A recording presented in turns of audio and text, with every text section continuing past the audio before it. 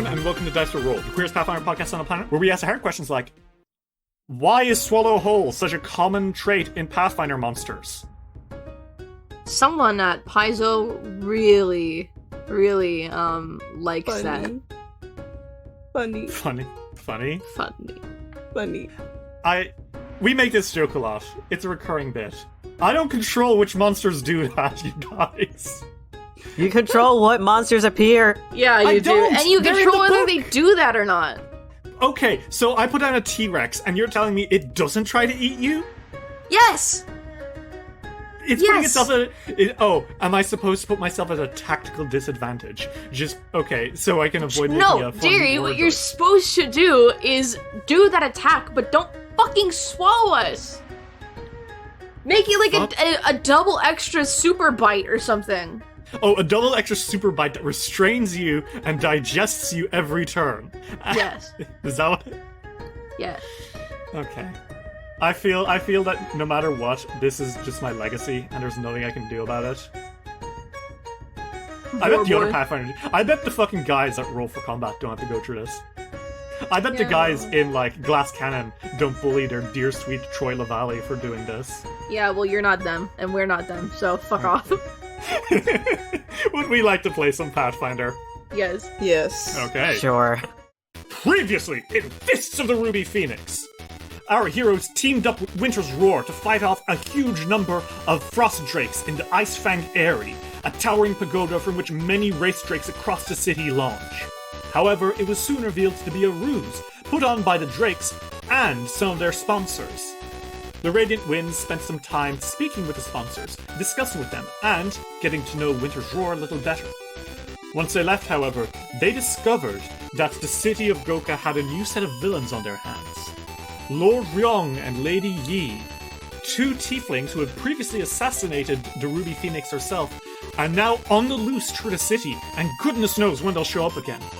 At Masami Takahara's behest, the heroes headed through the never-ending market, picking up some nice items on the way, and into the Undermarket, where they will meet with Hiroshi Takahara, Masami's teacher, father, and most importantly, a Golden League Yakuza boss, who will get you in touch with the criminal underworld and maybe tell you what's up with this whole convicts on the run situation.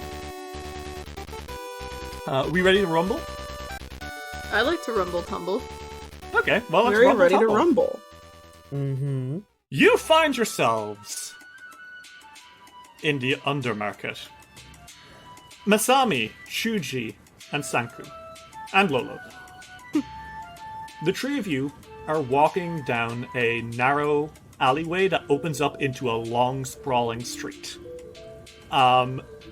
As you walk, you are guided by one Faye, a weapons crafter from a far-off land, hint, like, probably the River Kingdoms, who is Masami's contact with the Golden League, and also a safekeeper of a path into the Undermarket. To remind you, the Undermarkets are essentially a second city beneath Goka.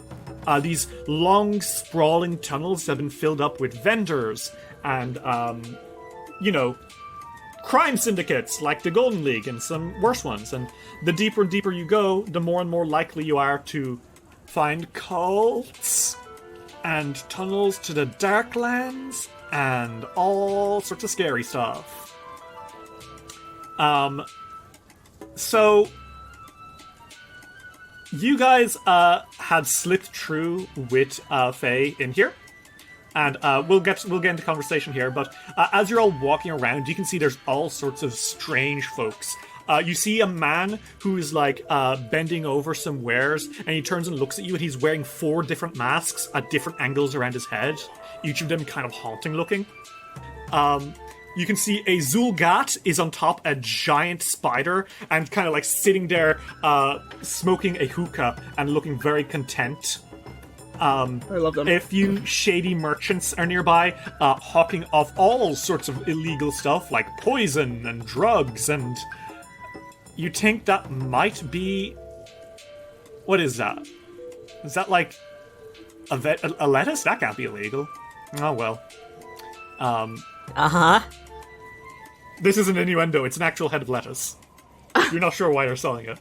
Masami, Chuji, and Sanku. How are you all doing? Chuji, you're still invisible, but not for long. You cast invisibility to get in here instead of disguising yourself, but I don't think people will very much so care about you being here. It's more if people see you getting in or getting out that's a problem, you know? Yeah. Masami, you're like disguised as a Minkayan human with a crew cut. No fox eyes, no cool tails. You're wearing like a marsh green robe that you bought. Sanku, you're a regular human boy who is also an Undyne, but... Okay, then he's not a regular human boy at all.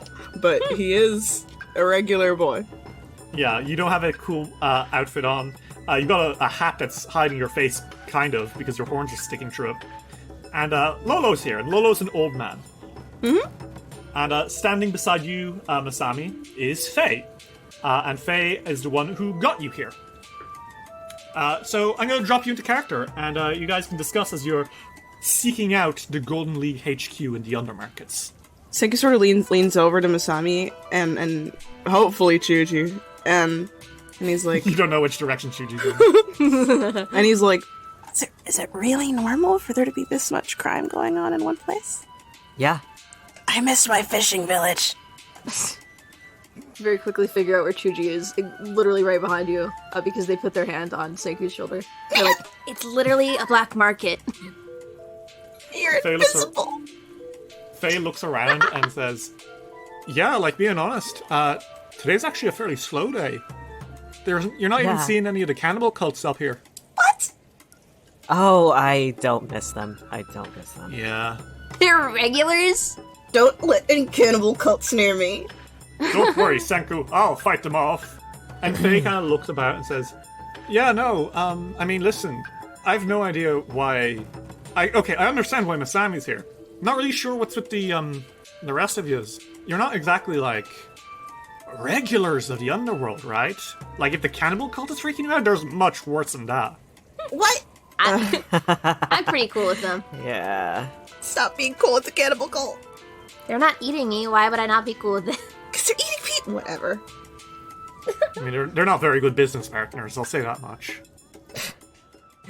They're not very good business in general, but don't let them hear me saying that. Yeah. Unless you'd like to end up on the menu. Looks like we're just around the corner now. All good? Do you want me to come in with yous, or like what's the plan? Well, it's still basically business hours for you, so I don't know how long your lunch break is. It's fine. The Never Met in the Market, like I'll miss out on some profits, but like, let's be real. Hiroshi keeps me on retainer, so it's not like I'm gonna be... I don't think I'm gonna see any difference in my income, you know? Lucky bitch. Maybe you should try it sometime. Good one. Yeah, I'm just saying, you're the one who said no to the deal, so, you know? Yeah, dilly-dally, shilly-shally. Well, if you want to come along. If you want to see us get our ass kicked... Oh, are you gonna fight Hiroshi? I'm watching this. There is gonna be some, like, goings on that there's gonna be some news that you are going to hear. And I'm probably gonna fill you on in later anyway, so yeah, I guess it's good for you to come in. Come on. I'm an information broker, that's what I do. That's fair. Right, everyone, welcome. And she kind of turns, and it's the sleaziest looking little house built into a sewer you can imagine. And she points and says, welcome to Hiroshi's branch of the Golden League. One of many, many, many.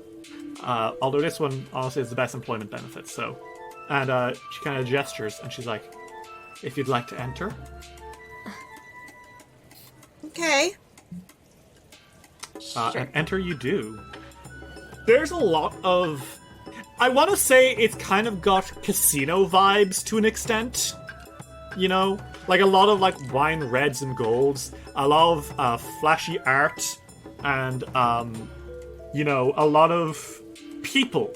A lot of them you can tell are very obviously Golden League members. You know, like a few of them are wearing telltale colors. Some of them have like very prominent tattoos.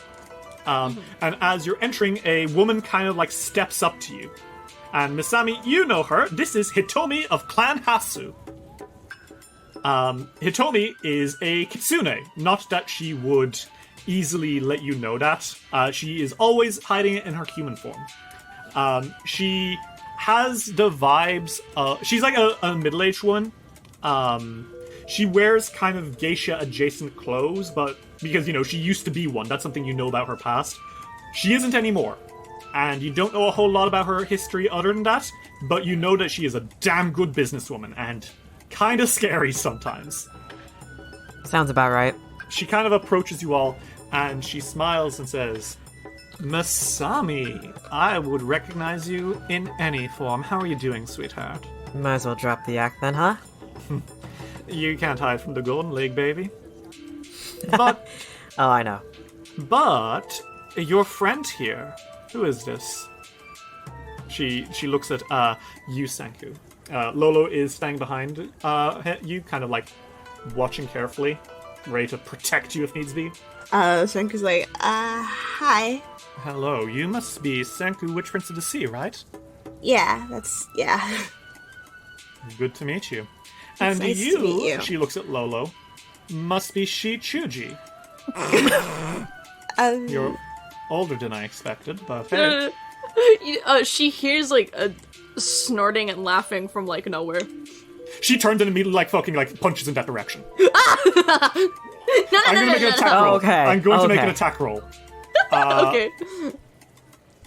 Does a 32 hit? No, it doesn't. She punches in your direction and she pauses and says, "Who's there?" Whoa, it's... I'm Chuji. The actual yeah. Chuji. This is Lolo. I just haven't. We were just disguised. Hello, I'm a dragon. Right. Yes. Familiar things. I see. Well, you're here, I presume, to speak with Hiroshi, right?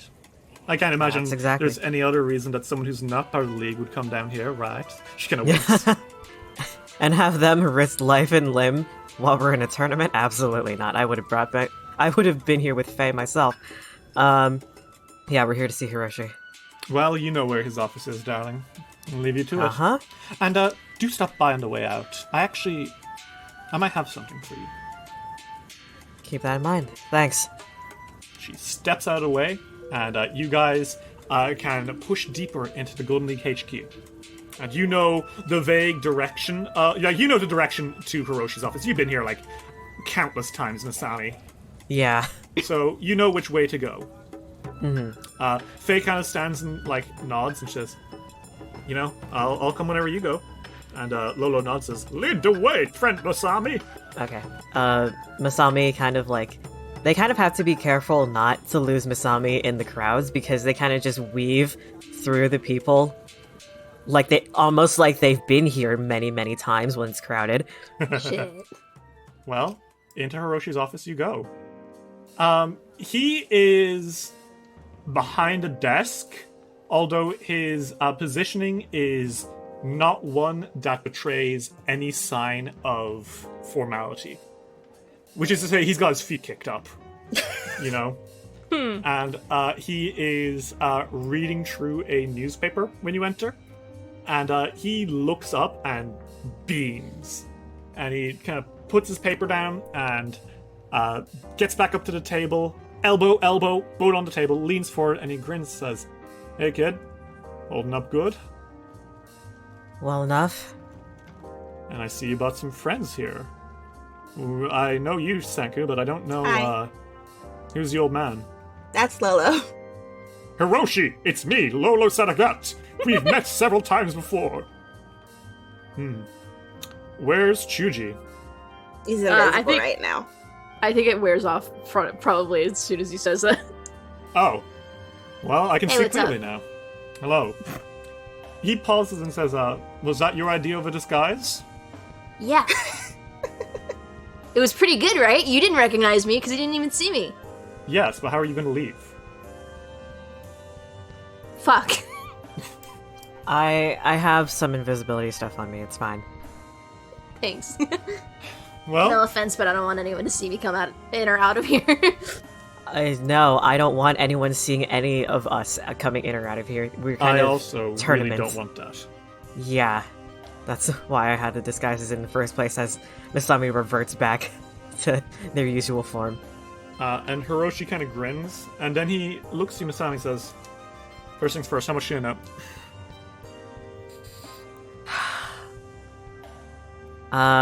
Well,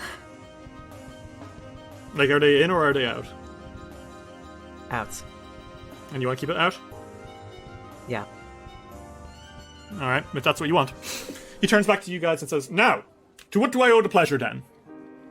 Actually, What is something that you and Faye might want to know, as they plop down the wanted flyer on his desk. He snort laughs when he sees it. Do you know what happened at the tournament Yes, that got I'm these two in? very aware.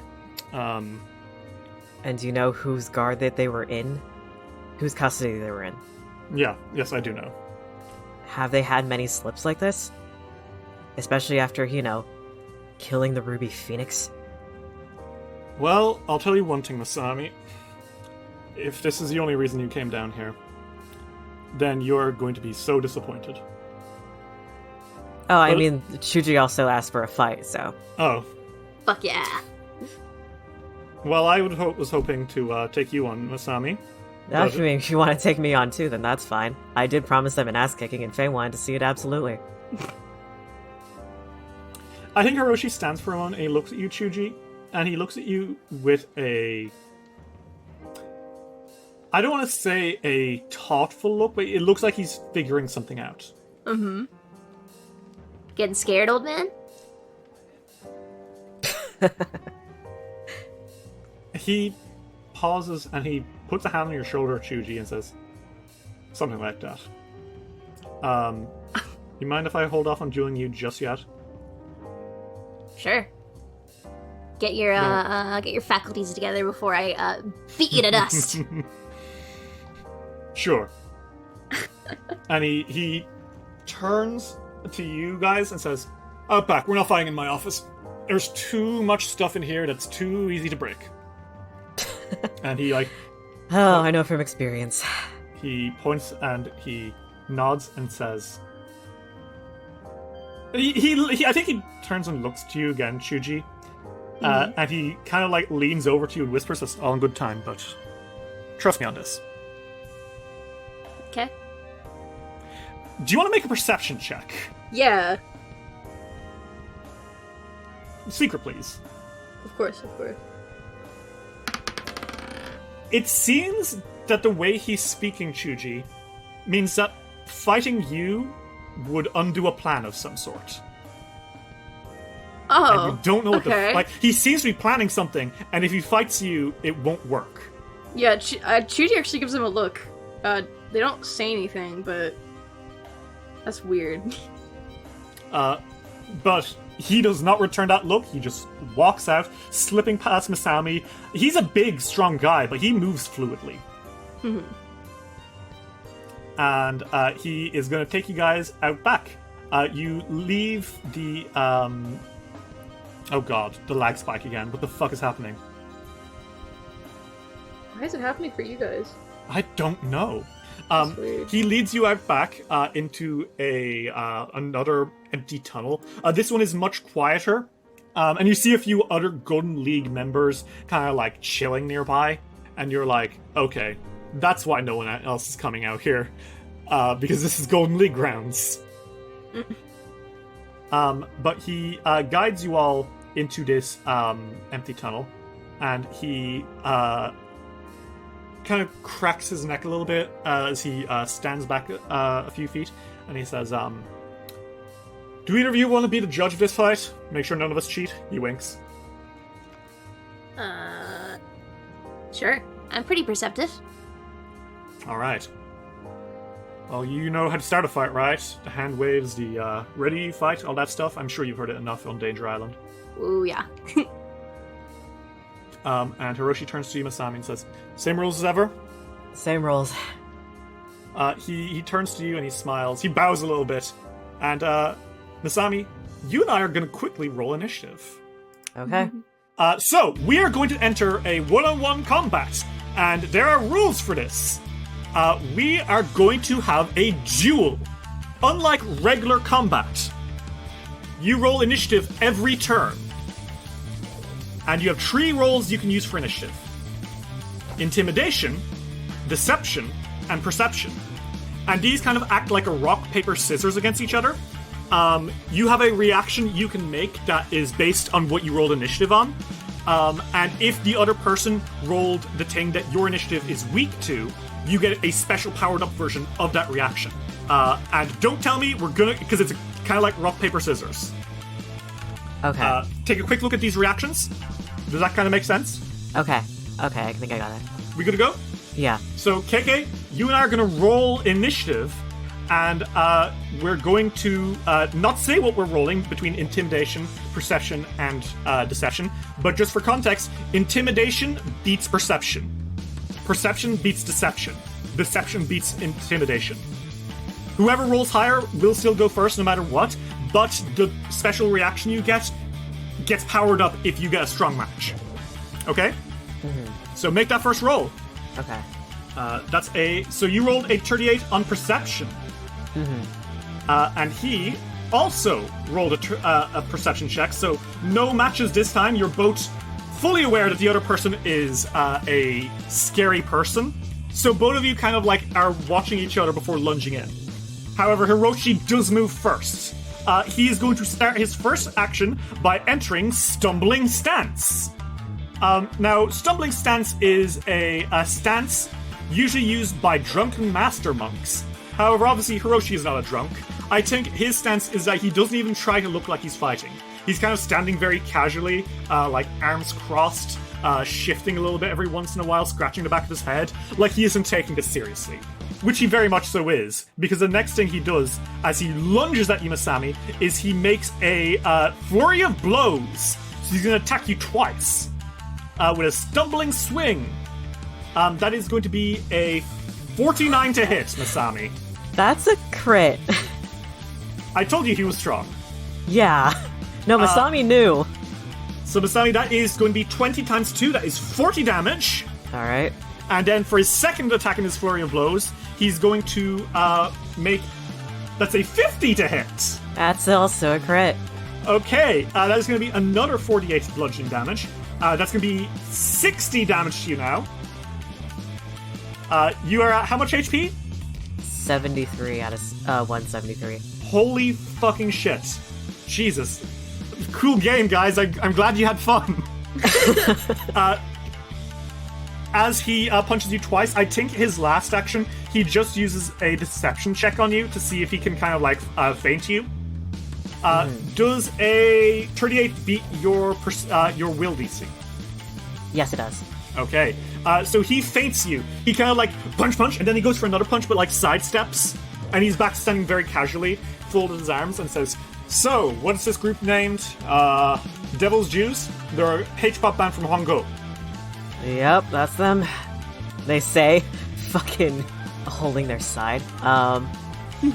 So I think after that punch, Masami's reeling just a little bit. Like, they're kind of used to this at this point, but at the same time, they're still like good enough to keep going. I think they spell strike an electric arc, Okay. or at least they try to. All right, go for it. Not 20. Yeah. You know what? A nat 20 is a fucking hit, and you're gonna get a spell crit card for that. I think he wasn't taking you seriously enough. I think this actually fully catches him off guard. So roll me that damage total. Of 32, plus the damage of electric arc, a double of 26. That's 52 plus 32. That's going to be 84 damage total. Wow. You like wail on him like that, and he kind of stumbles a little bit, caught off guard, but he very quickly straightens himself. And you have one last action. I think they're just gonna try to go for they're gonna see if they can go for a feint, but I mean, it's worth a shot, right? Yeah. Damn, 31. A 31 is unfortunately not going to do it. You start trying to feint him, and he just, like, raises an eyebrow as you see. He doesn't move, he just watches you do it. And he cracks his neck a little bit and says, I wouldn't worry about those two whatsoever. Here's the thing.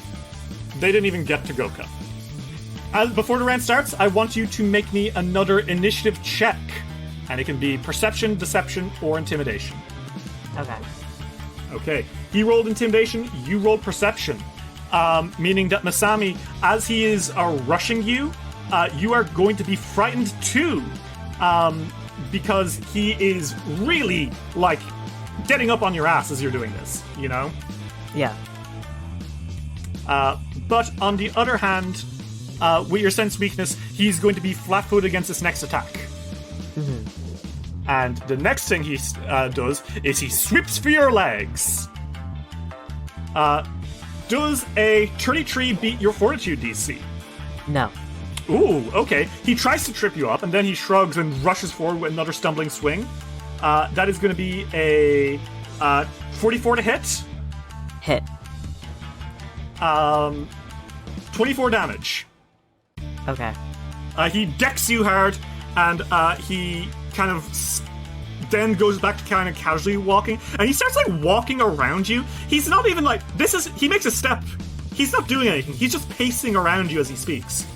The guard was, the alarm was sounded when the ships were only a few days out from sea. By the looks of it, they escaped while they were still mid-voyage, but they were not stowing away anywhere on the ship. And now, we're gonna roll initiative again. I should have done that before, shit. So, I'll pace this back in. So, Masami, it's your turn. He's flat-footed. Alright. They're gonna take one action to go into Arcane Cascade. Okay. Electric power surges through you as you prepare to fight back against Hiroshi. Then they're going to Spell Strike Chromatic Image. Ooh, fascinating. Okay. Making that attack roll. 47. Oh my god, 19 is just a hit? Jesus. Yep, unfortunately, 47 is just a hit, not a crit. God damn, alright. Roll me that damage, though. Alright, that's the damage for that, and then... Chromatic Image, what does that do exactly? So, Chromatic Images, you call for 3 illusory images of yourself, and each of the 4 of you takes on a different color, all shifting each time as someone attacks. It has the same effects as Mirror Image, except that whenever a foe destroys one of the images, roll a d4 to see which color the image was when it was destroyed. And there's red, orange, yellow, green. Red does 5 fire, 5 mental, orange is 5 acid, 5 mental, yellow is 5 electricity and 5 mental, and green is 5 poison, 5 mental, and frighten 1. Okay, fascinating. Cool.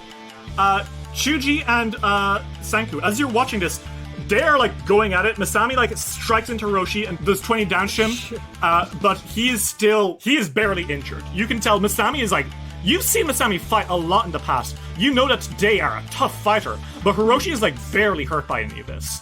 How are you guys doing as you're watching this fight go down? Chuji's loving this. Yeah? I don't know. I don't know if Chuji's ever seen them fight before. Maybe? Have they, Kiki? I don't think so. No? But Not they've really. heard about it, and they've always wanted to see it. And they've also always wanted to fight him themselves. But seeing him in action is really exciting for them. They're kind of geeking out a little bit. Sanku, how about you? Senku just thinks that they're very cool fighters. He doesn't. He's not as. They're hitting each other. Senku thinks it's really cool when Masami casts a spell. Yeah, your magic bias is shining true. Lola is behind you both and says, "Watch closely, you two. This is how a real master fights." I'm paying attention. Are you, Chuji? Fuck yeah! Kick his ass! Okay, Masami, you've got this defensive buff up now, which is very clever. I now need you to roll me initiative one more time. Okay. Oh, the roll, damn it. So close. Okay, Masami, you rolled intimidation and he rolled deception. And unfortunately, he's read you like a book.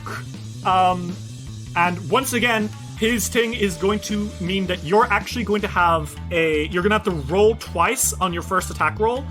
You're going to have a disadvantage on it, basically. You're going to have to roll twice. And the second one will have -2. But he now has several colorful Masamis. How is it? I know you love your Shadow Clone Jutsu. Is there anything special about how this is looking, or are they just 4 different Masamis? Actually, I think Masami goes into like Kingdom Hearts style shadow form.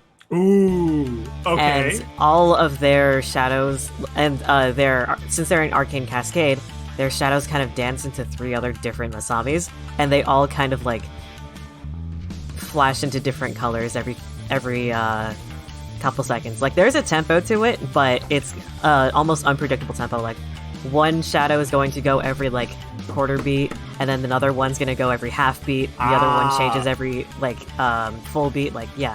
Okay, I love it. And he grits his teeth and says, "Not bad. Regardless, the fact of the matter is that Devil's Due escaped the middle of the sea, far away from any land. No lifeboats were stolen, and they were not stowed away. In short," he says, and he rushes with another stumbling swing. And that's going to be a 53 to hit. I would assume that's a hit, but he's going to need to... He's going to need to roll a d4, right? To see if he can actually hit you and not one of the images? Yeah, that's a hit, but yeah, d4. Okay. So he needs to roll a 1 on this d4. That's a 3! He punches through one of the shadows!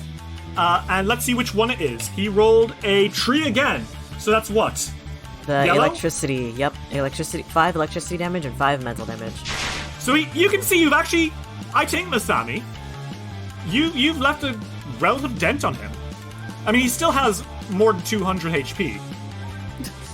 But he's a strong guy, you know? So even pushing him down this hard is quite impressive. He grits his teeth and swings again, trying to catch another one. And that is a 41. Does that hit Masami? Yeah, that hits. Okay, well, let's see. He now has to beat your mirror image again. So he needs to roll a 1 or a 2 on a d6 to be able to hit you. He rolled a 3. It's another mirror image. Which one's it going to be? That is a 4, so he is hit by green, poison, mental, and frightened. This one explodes in a cloud of smog, and he kind of like stumbles back a little bit. And oh my god, Masami, he's injured. You've actually taken him past into the injured threshold instead of just being barely injured. And he raises an eyebrow and smiles and says, "Not bad. Like I said though, fact of the matter is, if they were nowhere near land, they didn't have anywhere to... They didn't steal a boat, and they weren't stowed away. That leaves only one option, doesn't it?" And he punches at you one last time. And that is going to be a 34 to hit, Masami. 34 actually doesn't hit. He misses! Shuji and Sanku, you see for once, he actually was about to hit probably the real Masami, but he whiffs. Masami's shit. actually getting to him a little bit. Masami, it is your turn. Wait, no. As he pulls his fist back then, he says, "Those motherfuckers tried to swim to safety." What? What the fuck? Masami, it's your turn. Okay, they are going to... Yeah, they are going to, Dimensional Assault behind Ooh. Hiroshi. Okay, go for it. Now remember, you have disadvantage on this attack roll. Yes. Okay, a 42 would be a hit. And a 40 is also a hit, Masami! Woo! Oh my god! Despite him trying to feint you, you vanish, teleport behind him, and actually backstab him. And you let that... roll me that damage. 21 damage. Very nice, okay. You're starting to make him sweat. Oh, he is just about under 200 HP. Oh my good lord. I think, Masami, this may be the most, the furthest you've ever gone in a duel with him. The Masami is just as surprised as everybody else. Masami, you've got 2 actions left. What do you do?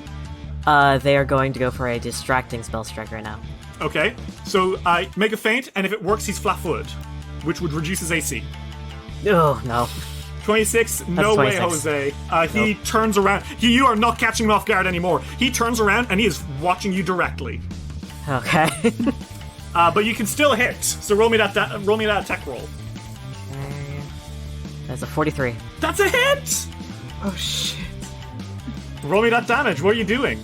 They are going for a telekinetic projectile. Okay, go for it. 28 damage. Okay, and get me that melee damage as well, of course. 21. Masami, this is crazy. You've knocked him to half HP. He is badly injured. And I think he's as surprised as you. So he grits his teeth and says, "Hey, can't have the master being the apprentice just yet." I'd be surprised if this is the wind out of you already. Let's roll initiative. Who's gonna go first? Okay. It's gonna be him. That's a nat 20. I won't give him an extra round because I think that's kind of crazy to be able to do in a duel. 29 in perception. He's unfortunately going to. Yeah, I think Masami. That cry of his maybe startles you a little bit. You're frightened. And he rushes you with a stumbling swing, and that is going to be a 54 to hit. Crit. Well, let's see if he can get past your mirror image. He has to roll a d6 and get a 1, 2, or 3. Because there's only one of these guys left. He got a 4. His luck is really bad. He explodes the last one, and it's just you. So let's see which one was really you all this time. Looks like the real one was the red one, because he punches the orange one, it explodes with acid, and he takes another 10 damage. Goddamn. And he turns back to you, and unfortunately there's nowhere else for you to hide, Masami. He's gonna try one more time. That is a 34 to hit. That doesn't hit. Oh my god. He rushes you one more time. 33 That to doesn't hit. Oh my god! Masami! It's your turn! Holy shit! Okay, so they are... Okay, so he's flat-footed, right? Right? Yes, he is flat-footed. They don't have another spell strike right now. So... Can I do one action to refresh my spell strike? Yes, you can. You kind of just inhale, exhale, and your arcane cascade flares a little bit. You got your spell strike back. Okay, then they're going to spell strike back to electric arc. Okay, go for it. It's a 41. Just about a hit. Roll damage. Okay, damage from that is a 19. Okay. Plus the damage from their cast. 26. Hiroshi is actually looking really beat up. Like, I think he's bleeding from his nose. Ooh. And he looks That's surprised. the most that they've had them. That's the most that they've had him bleed. Yeah. For context. He doesn't say anything. He just raises his eyebrows, and then, without like projecting his attack, he just swings his fist out to try like backhand you against a wall. Roll initiative one more time. Let's see if you can get there before he does. No, he can't. That's a nat 20. Yep. That's 2 in a row. Well, he's definitely going first. 35 on deception. A deception? Okay, unfortunately, Sammy, he rolled perception, which means that he knows what you're up to. Let's see if they hit. 42? Yeah, that hits. 25 damage. How does that take you? 24. We are so close to that finishing block. Let's see if he can knock you down past 20. 44 to hit? That hits. Aww. That hits. Yep. Well, with the last stumbling strike with a 32, Masami, punch! He knocks you into the wall, and you fall. And you are KO! Yep. And Hiroshi pants and wipes his nose a little bit. And he looks down at the blood in it, and he... Hey, whatever they did with you on Danger Island, I guess it taught you something. I think after a second, Masami just kind of like rolls their shoulders back. There is a loud crack. And they're like, ugh. Well, at the very least, I can take you down somewhat, old man. But you're still not strong enough. Now! Oh, I know. I still have a long road. Okay, mister, get over here. I'm healing you. Chuji and Sanku, the two of you are able to come over to your friend who did really well in that duel. How are you guys feeling now after witnessing the duel to its end? Sanku thinks that Masami's family is very fucking cool. and that's how Sanku feels. I think Chuji's gone up to Masami, while they're being healed, and they're like, That was so fucking cool. What? I didn't know you could do that. Me or him? You. Oh. Yep. That's how it happens when I'm on one-on-one with him. I mean, you were kind of sick as fuck too, Hiroshi. Don't get me wrong. That was really, really fucking cool. He looks very thoughtful. And he just nods a little bit. Says, yes, it was cool. But, he claps his hands together, the information you came here looking for. Devil's Jews, don't worry about them. They had to put out a wanted poster because they haven't been found yet, but those two are sinking at the bottom of the ocean after a inadvisable escape attempt. I'm not sure if that was the last of them. I don't know. I just have a bad feeling. Well, Yeah. do either of them feel like the types who could somehow get off the boat while wearing anti-magic shackles and find their way through hours upon hours upon hours of swimming back to Goka? Maybe not alone. Yeah. He folds his arms. What do you mean? Well, I don't know. I just think that it would be really stupid. Not that they're not stupid, they were very stupid. I think that it would have been just a really dumb move to just attack the Ruby Phoenix, who has come back from the dead before to try and kill her, without some sort of backup if it didn't work. What are you implying? That maybe somebody helped him? Hiroshi glances at you, Masami. He doesn't say anything, but he glances at you.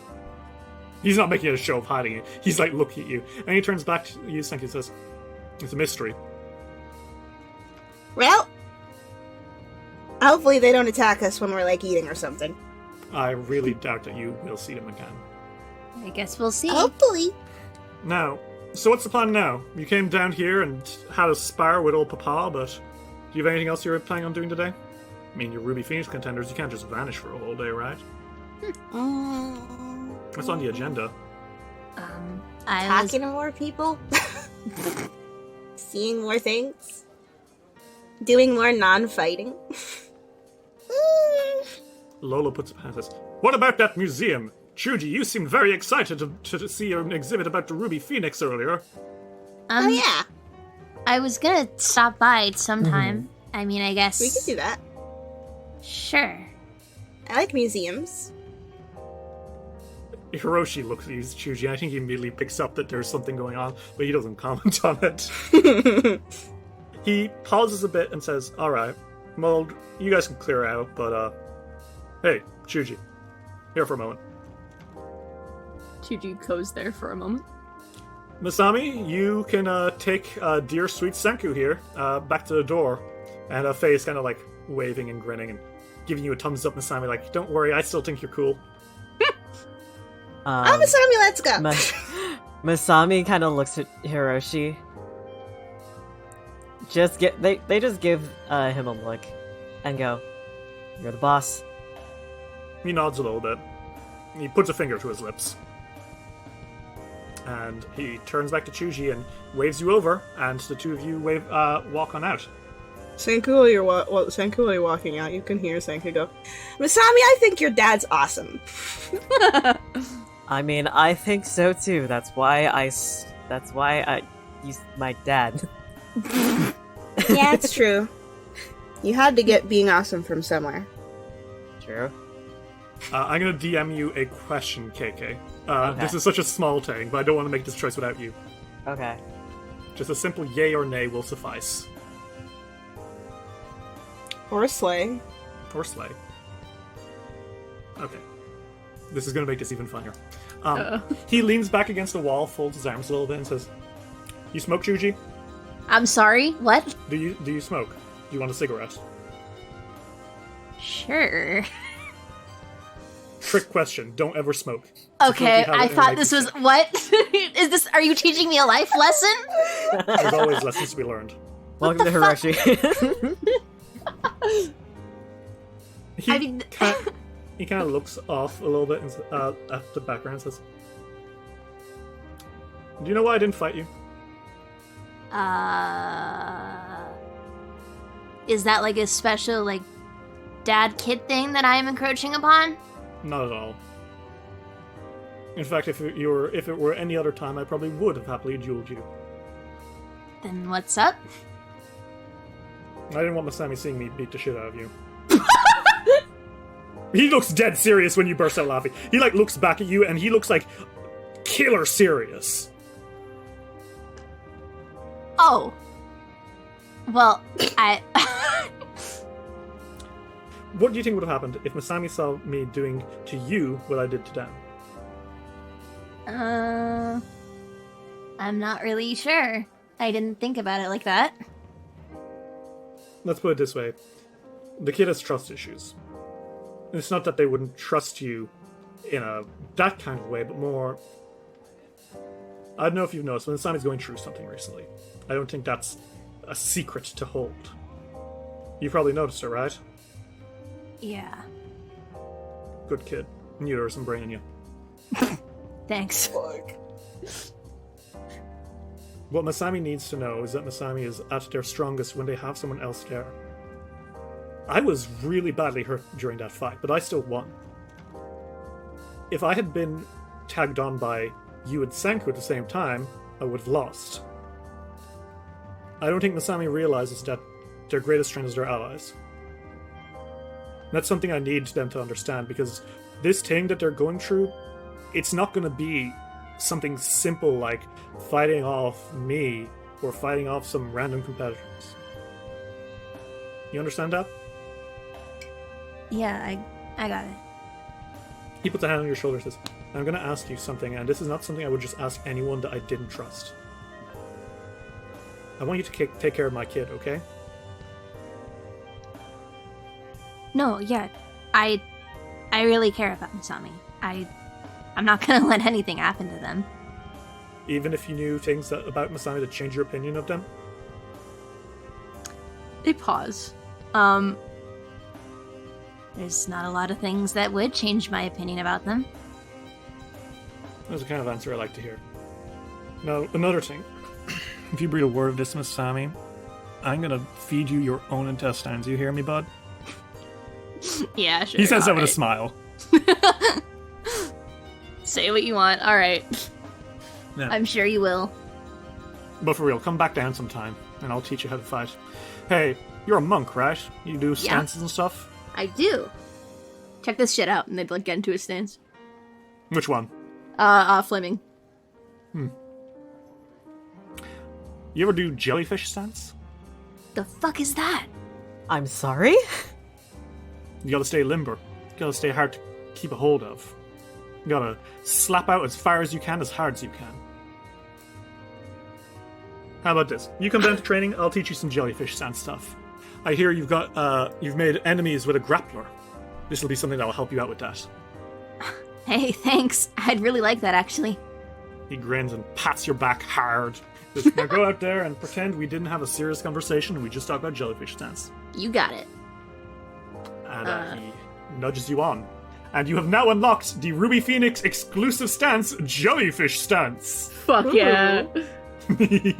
And Masami, by the way, you technically always had access to this, but just as a heads up, you've unlocked the Golden League Shun archetype, which gives you a few Go on. extra Golden League abilities, like rope mastery and some dirty tricks. I think Masami's gonna need rope mastery. Okay. Alright. You guys meet up with Faye, and she smiles as Hiroshi is tending to his wounds and leads you out. And she says, well, that went actually much more impressively than normal. Yeah, Masami was pretty awesome. Masami raises an eyebrow at her.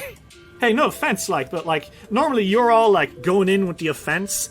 That trick you pulled with the mirror image actually was really impressive. Fair play to you.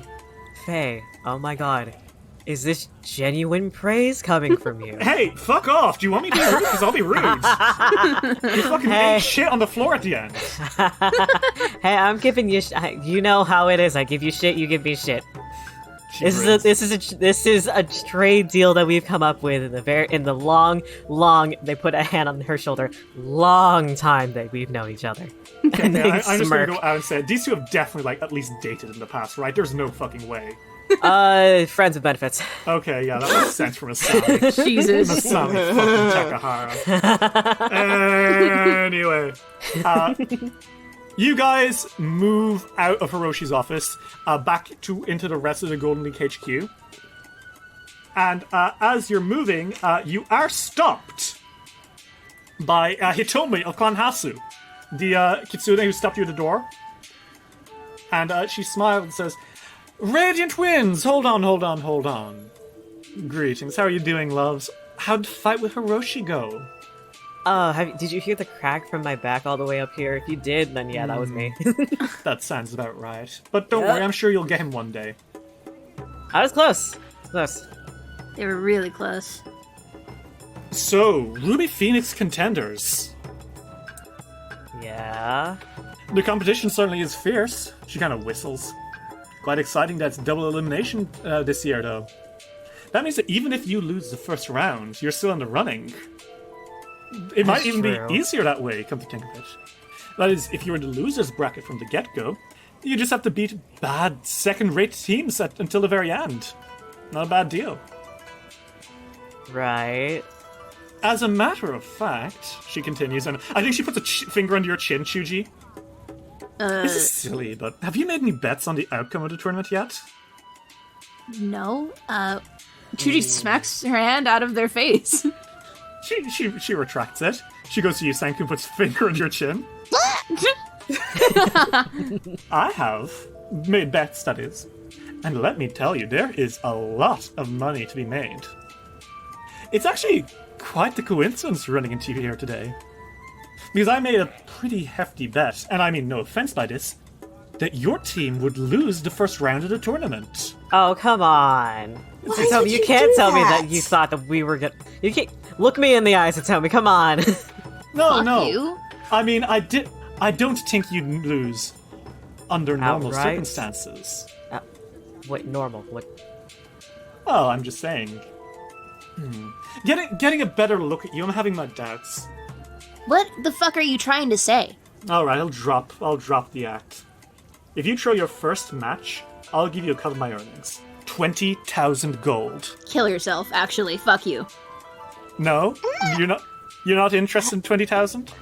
No, I'm not fucking interested in your money. I'm interested in winning the tournament, jackass. Get out. But if you lose the first match, like I said, you only have to beat the losers the whole way up. Easy peasy. Yeah, we're not I doing just this. wanna- We're leaving, actually. Come on. I don't really want to lose. I just don't want to lose on purpose. Well, then don't lose on purpose, but keep the offer in mind when you have your first match. Chuji's leaving.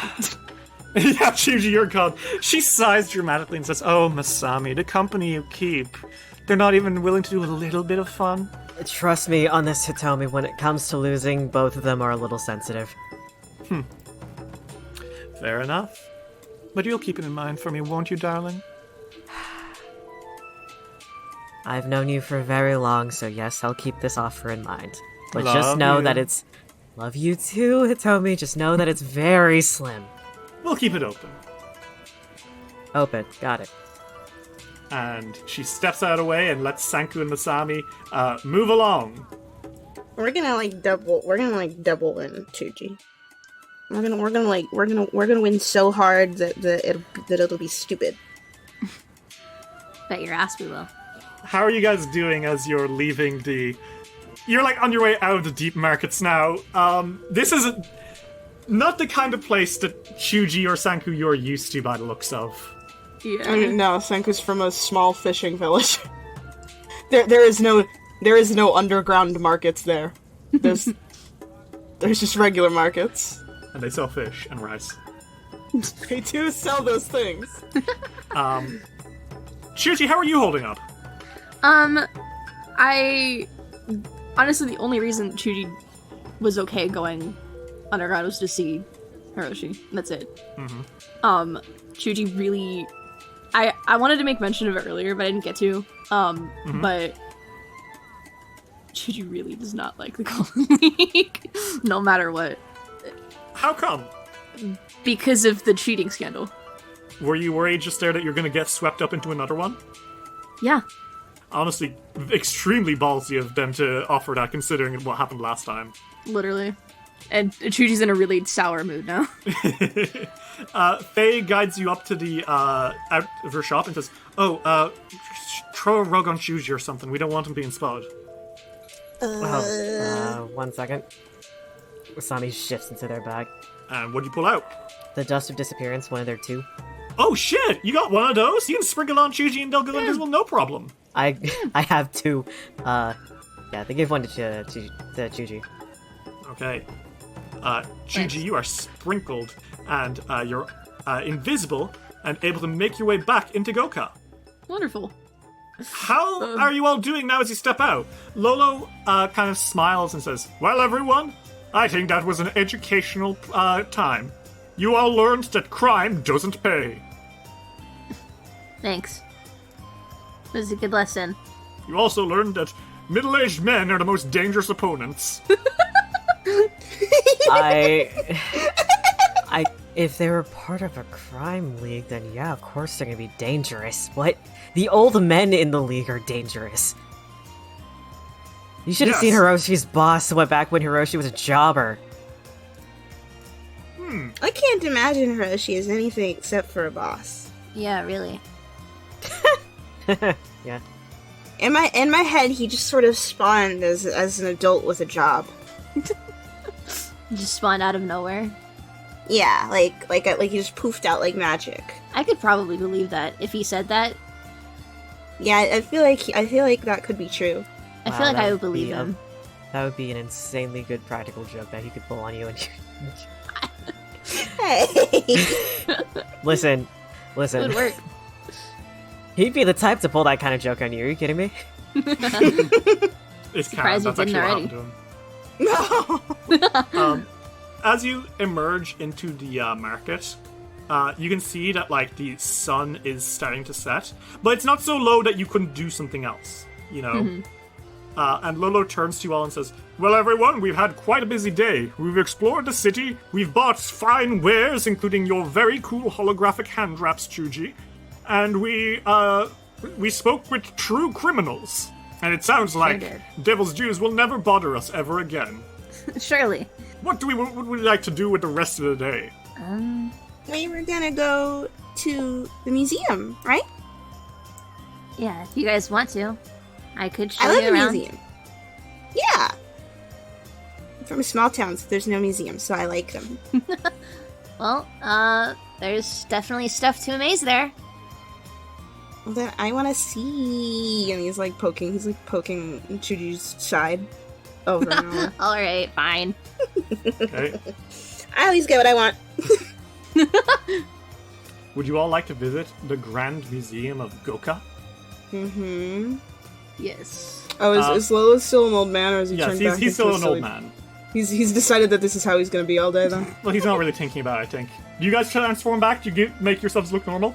Well, I know Senku does, but I think Senku's like, oh, hold on, I don't look cute enough. And he, like, waves his staff around. He spins it, and there's, like, a transformation sequence with, like, lots of pretty magic and sparkles and music or whatever. And then he's, like, sparkly again. Transform! Well done, Senku. Masami, I assume you switch back to normal as well. Drop the robe.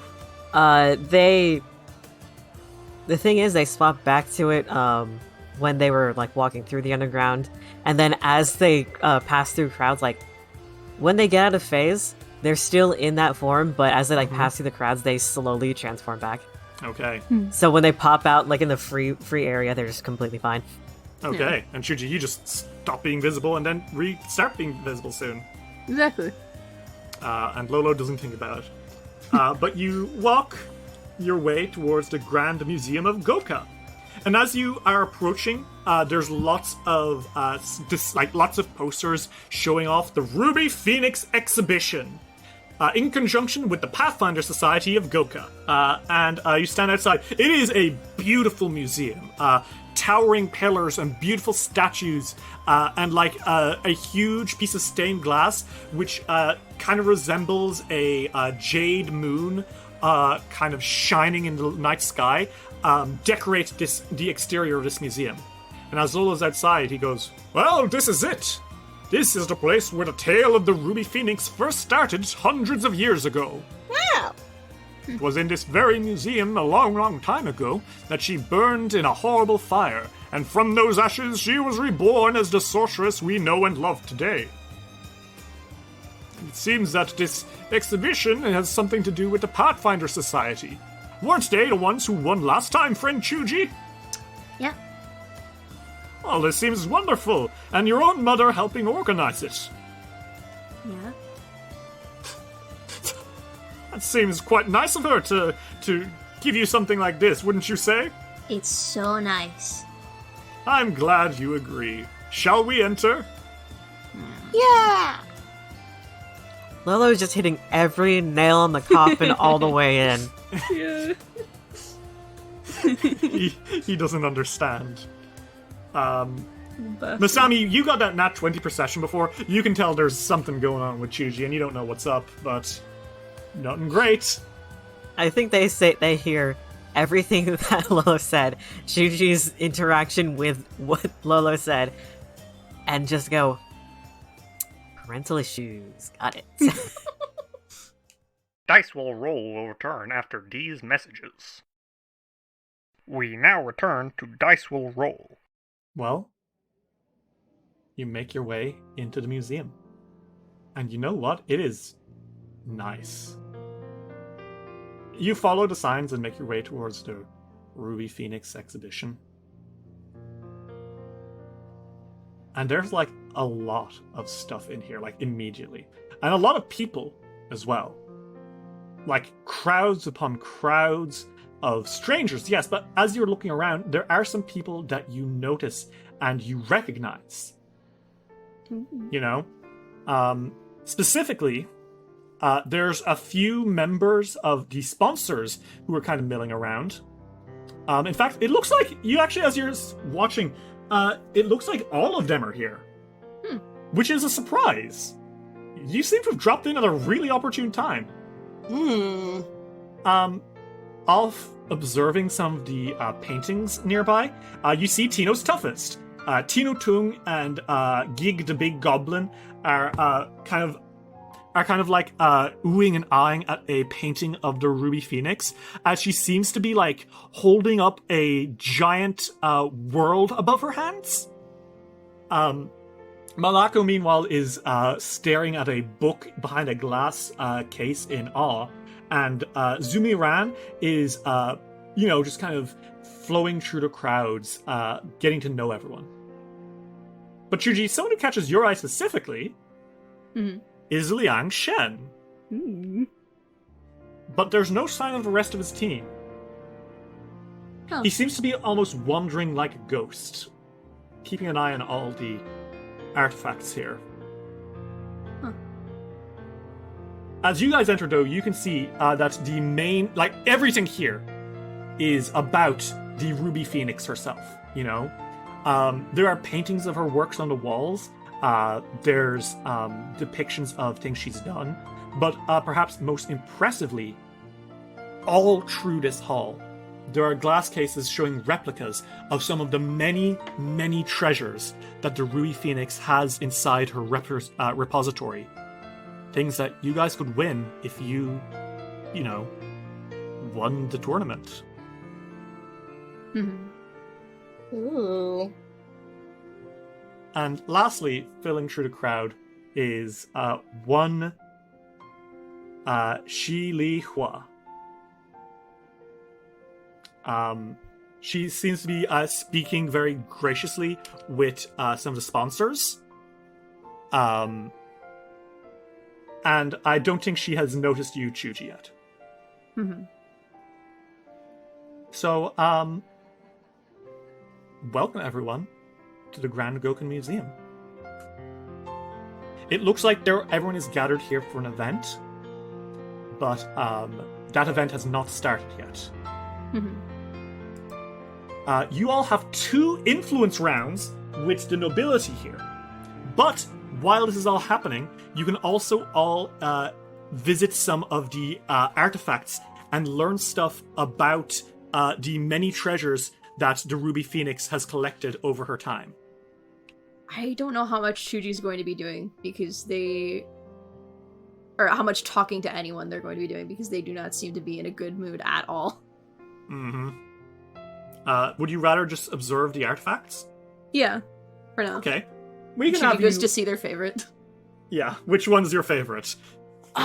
What's like the most like bloodied like history one? Oh, it's the one with the most gruesome history has to be the Clockwork spell engine. Probably that, yeah. So we'll get to that in a second.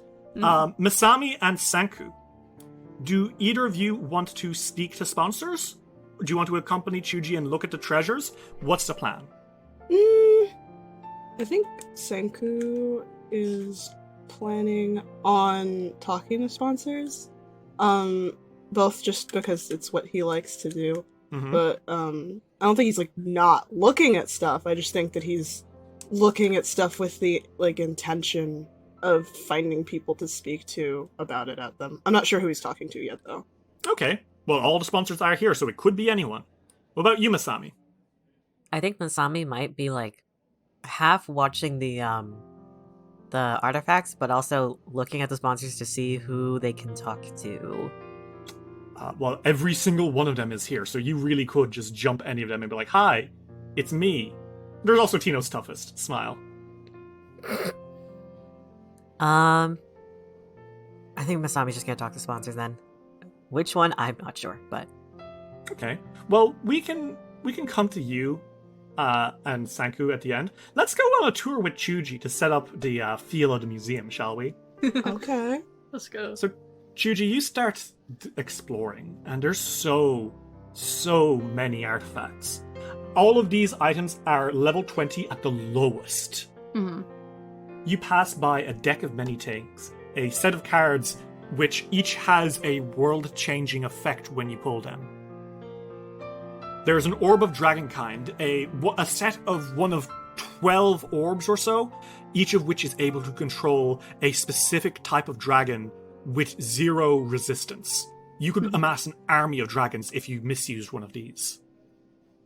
But as you're kind of strolling, you look at some of the more famous and unique of the items.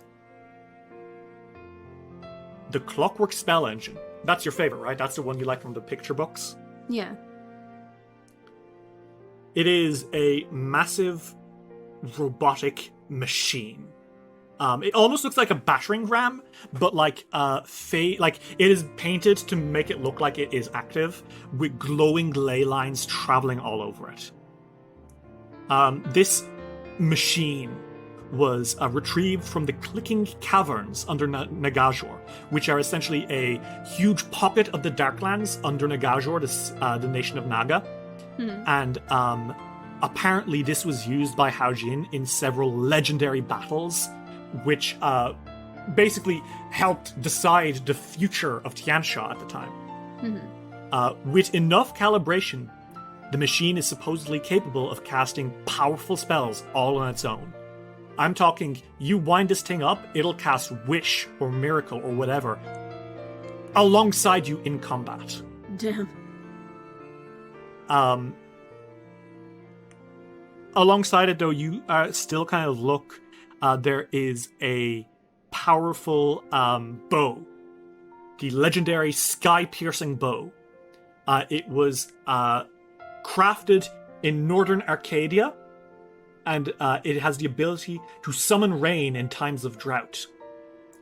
The legendary longbow can split the sky and let its wielder travel as swiftly as an arrow.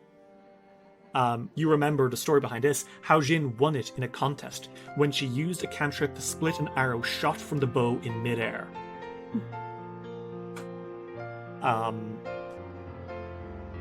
You find Haojin's personal Amulet of the Plains, which looked like a jade crescent moon on a chain of ruby beads.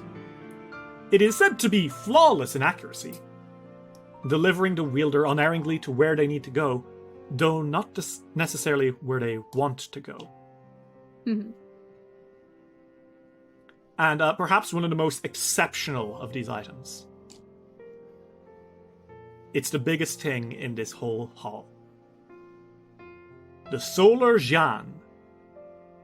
a magical airship of exceptional make, with 2 parallel hulls and half a dozen wings, said to have been given flight by the spirits of 2 sacred birds called pengs.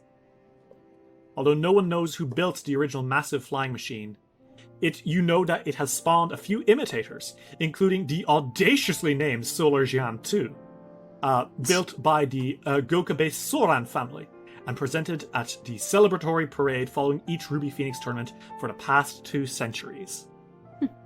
But no one's ever claimed the original Solar Jian. As you're kind of wondering, you could have any of these if you won the tournament. Mm-hmm. You pass by the indestructible August Dilemna, a shield that Haojin won from a centaur hero god in Ibildos, that's fancy Greece. And you stop at a particularly humble item. The Celestial Peach. And I think the reason that you stop here is because you're not alone looking at this thing. Mm-hmm. Standing behind it is Liang Shen. And he kind of looks up at you, and he almost looks annoyed for a second. Like, how dare you also be looking at this thing I'm looking at in a public place? But he kind of sighs, and he says, Don't talk to me unless you're in my tax bracket.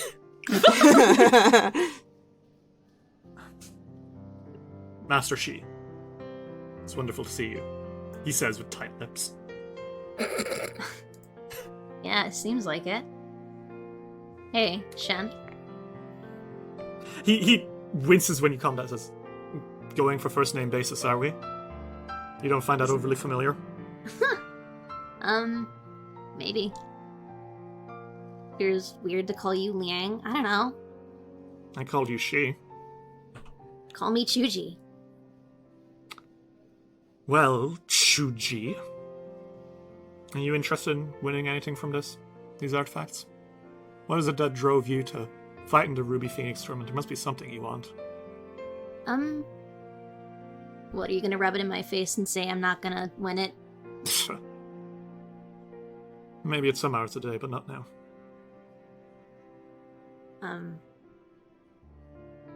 Between you and me, I actually don't know what I would take. Why the hell did you come here? He seems almost shocked that you did not come here for a reward. Winning would be enough for me. I mean, I'll take something, but I've been studying Haojin all my life and all of her artifacts that she has, and I don't know if I could make that decision. He doesn't say anything. He's just like looking at this peach. And there's something about the way he's looking at Chuji that makes you wonder, because you know what the Celestial Peach's story is. Yeah. Among Haojin's most precious treasures are 3 living plants. The last surviving celestial peach trees taken from the mountains of Chuye. One of the trees grows pearls in place of flowers, but the other 2 bear fruit, and those are far more valuable. Because eating one of the celestial peaches will cure any injury, any disease, even bring back the dead. And the way he's looking at it is, I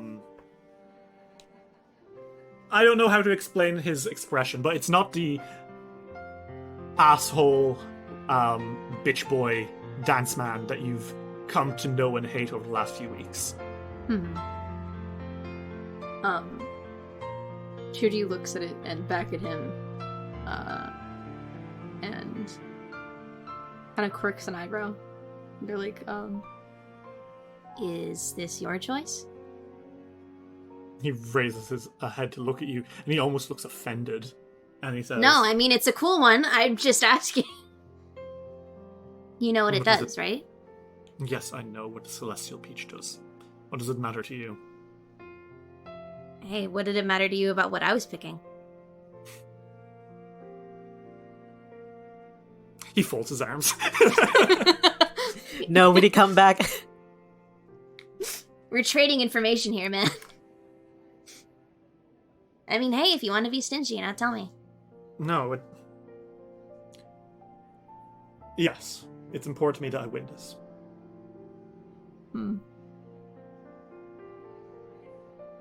I don't fight for glory. I fight for this. Are you sick? Do I look sick, Shuji? Yes.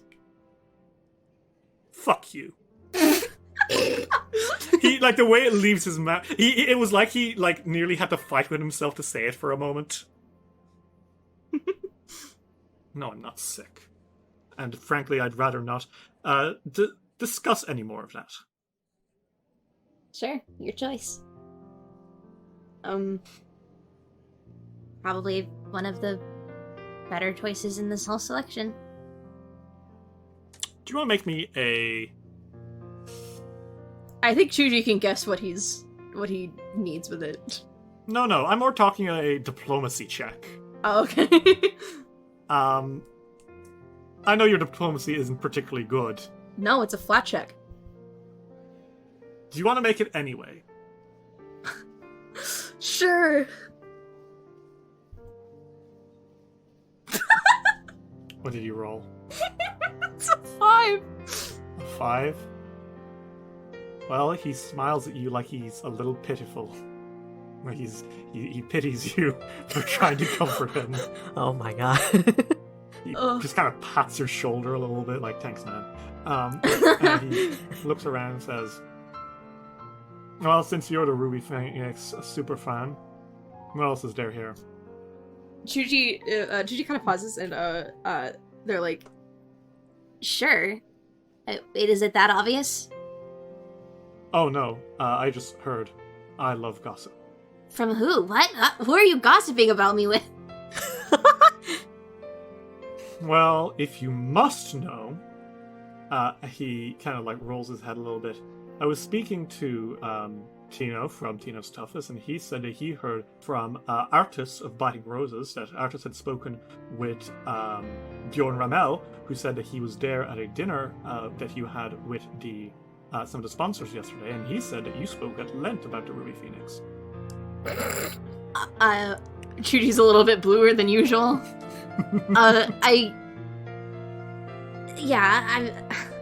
Whatever, come on, I'll show you around. He whips out the fan and like hides a smile behind it, and he walks with you. It's Chuji almost kind of looks natural, showing someone around. I just want to point that out. Like it's something you've been doing for a long time? Literally since childhood. And like a passing ship, Shi Hua passes you, and neither of you see each other. Sanku, I'm tired. Eh? I'm tired and I can't sleep inside your bag. You could just turn back into a dragon. Not You're in the one public. who is- I'll blow my disguise. You don't need to be disguised anymore. But what if someone sees us? We don't need to do that anymore. Lolo, we're out of the underground. You're fine. We're out of the underground. Shut up! You've known that we have. There's some people nearby who are like, what? Just. Masami goes behind him and goes, transform back, old man. Fine. No one appreciates my cool magic. Poof. I love your cool magic. He turns back into a dragon and scampers into your bag, Senku, and you hear literally moments there. He's so spoiled. Senku, there are some times, I swear to God, where I will wring his neck. Hey. I would just come back the next day like foam on the sea.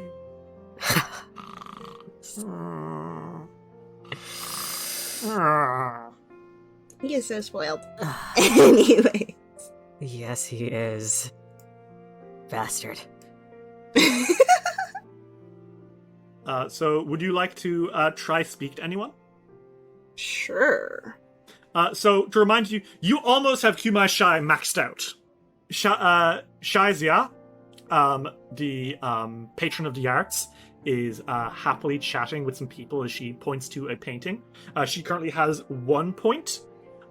General Kasuhida is admiring a beautiful marble katana. He also has 1 point. And Lady Malaka Tao is just gushing to a crowd of students about the Ruby Phoenix, and she has 1.2. The only person who has no points right now is Lord Aldenar Unmar, the alchemist mogul, who Shen has said is not worth your time, but hey, he might be.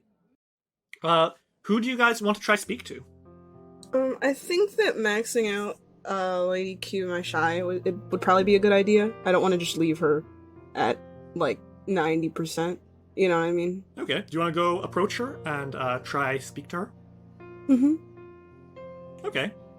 So Sanku, you make your way up to her, and she is currently looking over some like artifacts having to do with mounts. Okay.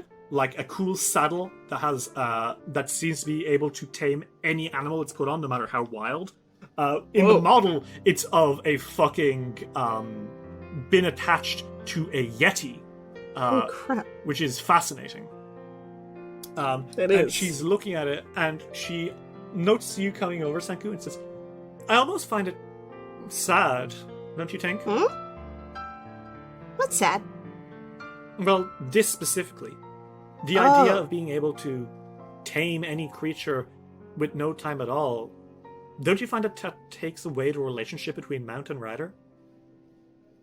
Yeah, I think so. This, I think I'd rather be real friends with a mount. This art is also especially outdated because I'm not sure when it was painted, but Yetis are people. Yetis like can speak and stuff. They weren't like people I assume didn't know that at the time, but like they're not like apes. They can think, they can talk. Oh, that's that. Senku makes a face. He's like, yeah, that's a little outdated.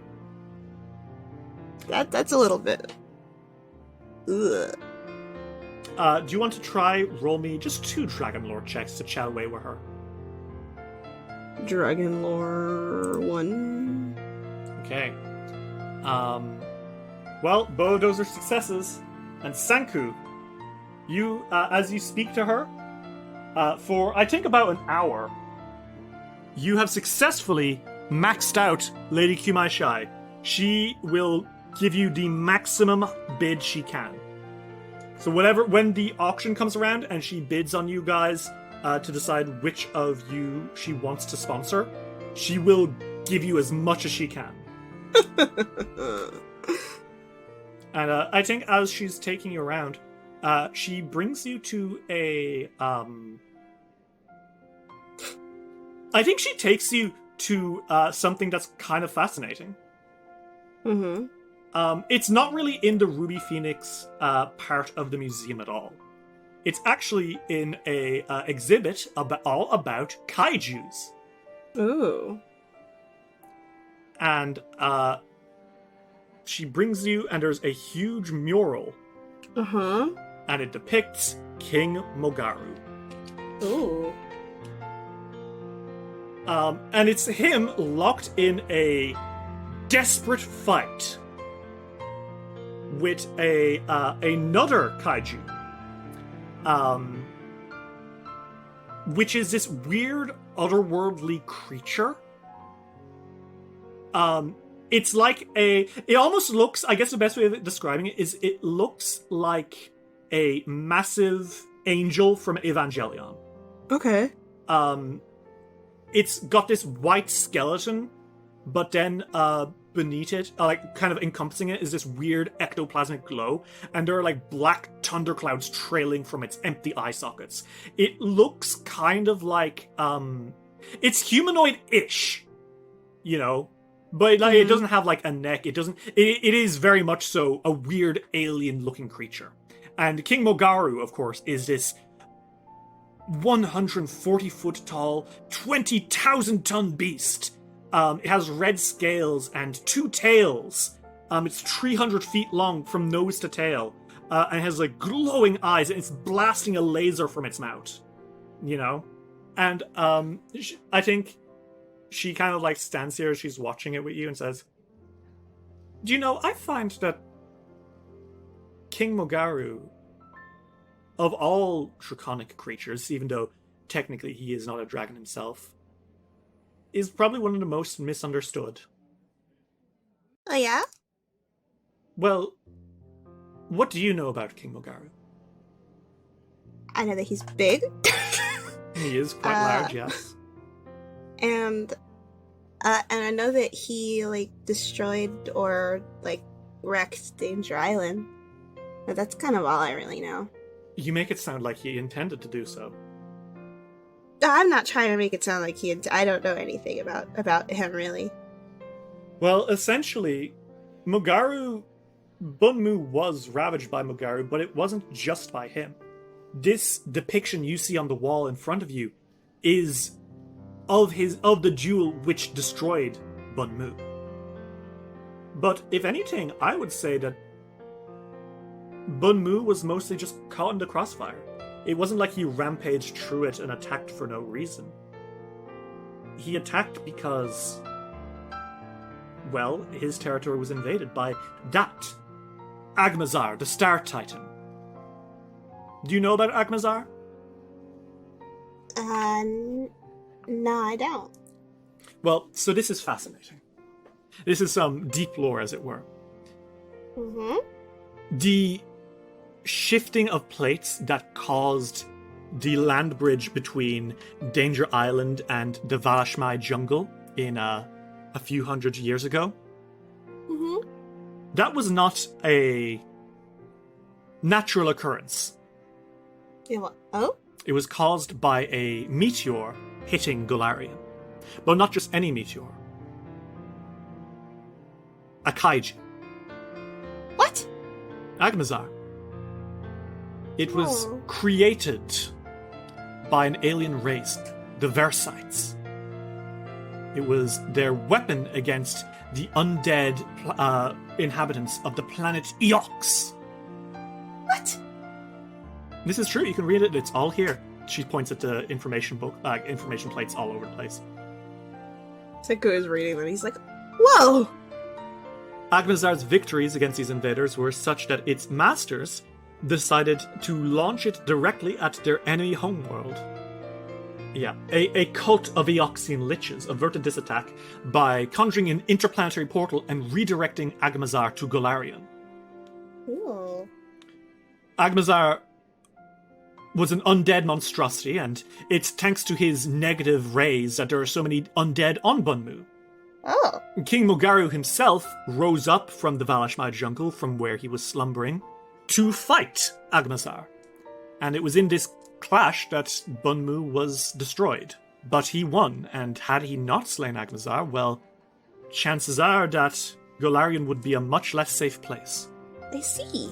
We don't know much about Mogaru, other than the fact that he is a 150-foot tall dinosaur, and he can shoot lasers, and he can be swayed from violence by music.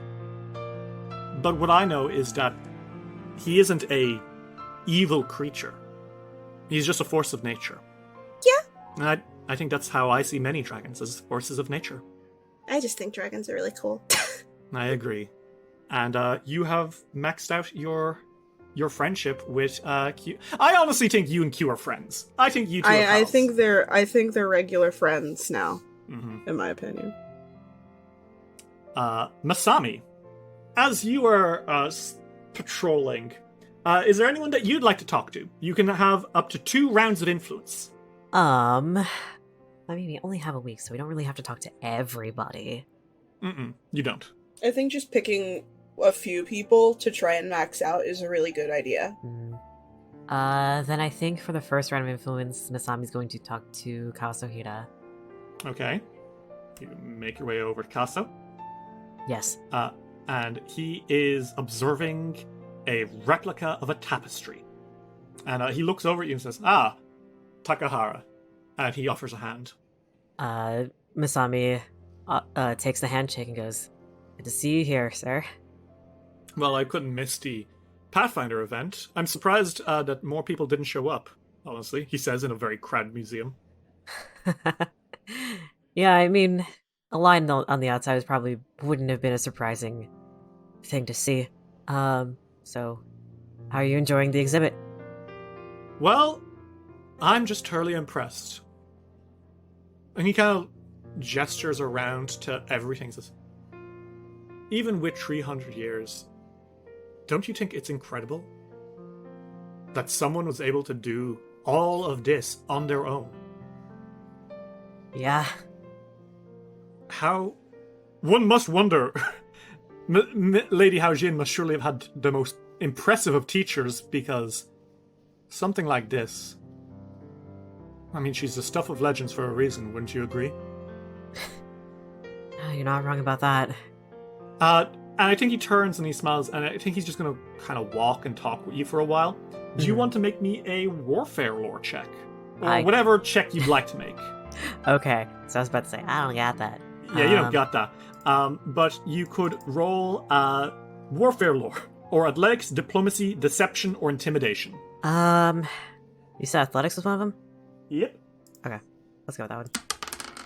So what do you discuss with him as you're looking around this museum? They probably discussed, like, similar things to what they discussed earlier. Like, battle tactics, but including, like, some of the artifacts that are here. I think he smiles, and he stops at one of the artifacts, I think. Mm-hmm. He stops at the sky-piercing bow, and he smiles at you and says, "Now, what do you make of this?" Sky-piercing bow. Apparently from Arcadia, with the power to burst clouds and cause rainfall in times of drought.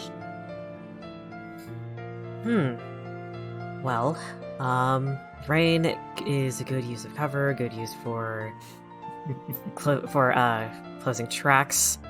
Also could be used in a helpful situation if a famine and or drought is ravaging an area. You could just use that and call upon any clouds whatsoever. I think that gets his eyebrow raised, and he smiles as, "And so you've passed my test." Huh? What good is an army, Masami, if it can't do good by its people? That is also true. I am of a school that says that might is not the only thing that makes right. You must lay the foundations for the future, otherwise you're simply indulging in everlasting war, and that's no good for anyone, except for the rich and powerful, of course. Thank you. But not everyone's rich and powerful. Thank you.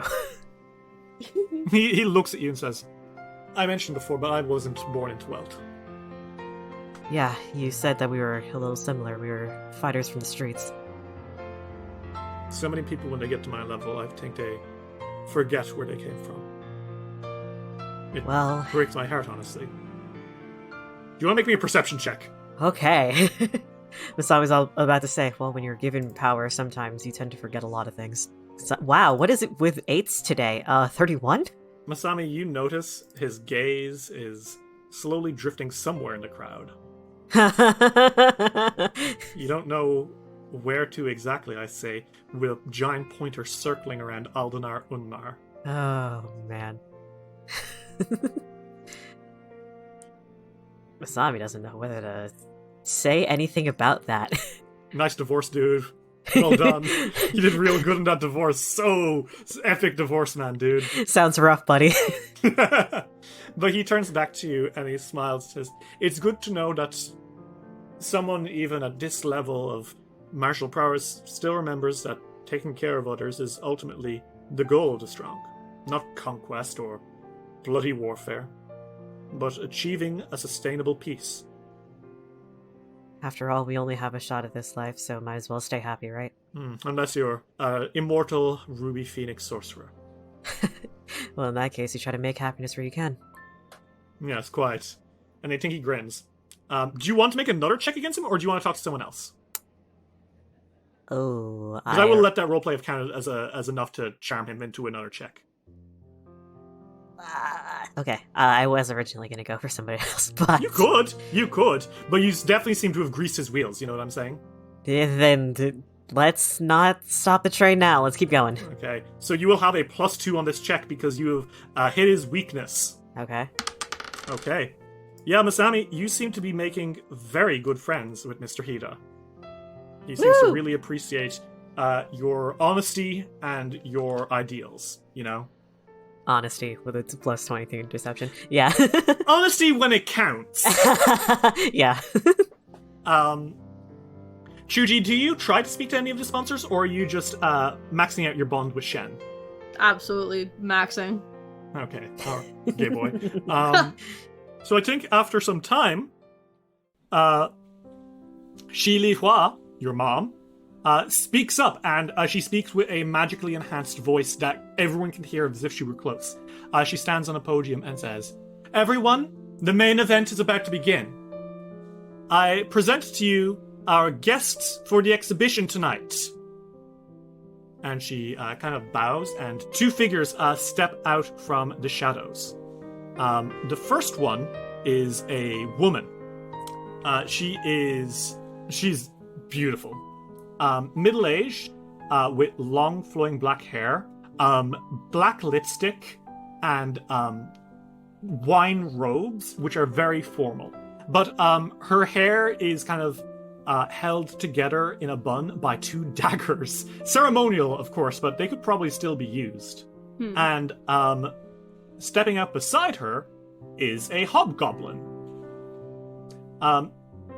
They are tall and gangly, as many hobgoblins are. They have blue skin, owing apparently to the sylph heritage that they have, which you can tell because there are kind of clouds materializing and dematerializing near them. Red eyes and kind of beautiful blue robes. But in their hands is a massive fucking gun. Like a rifle, you know? Which is decked out with runes and whatever. Damn, alright. And this hobgoblin, they kind of adjust their glasses, which are two kind of like pince-nez, you know? But they are golden shades. And Shuji, where you are, you practically piss your pants immediately. Yeah. Because you know both of these people, and they are both very important to you personally. Mm-hmm.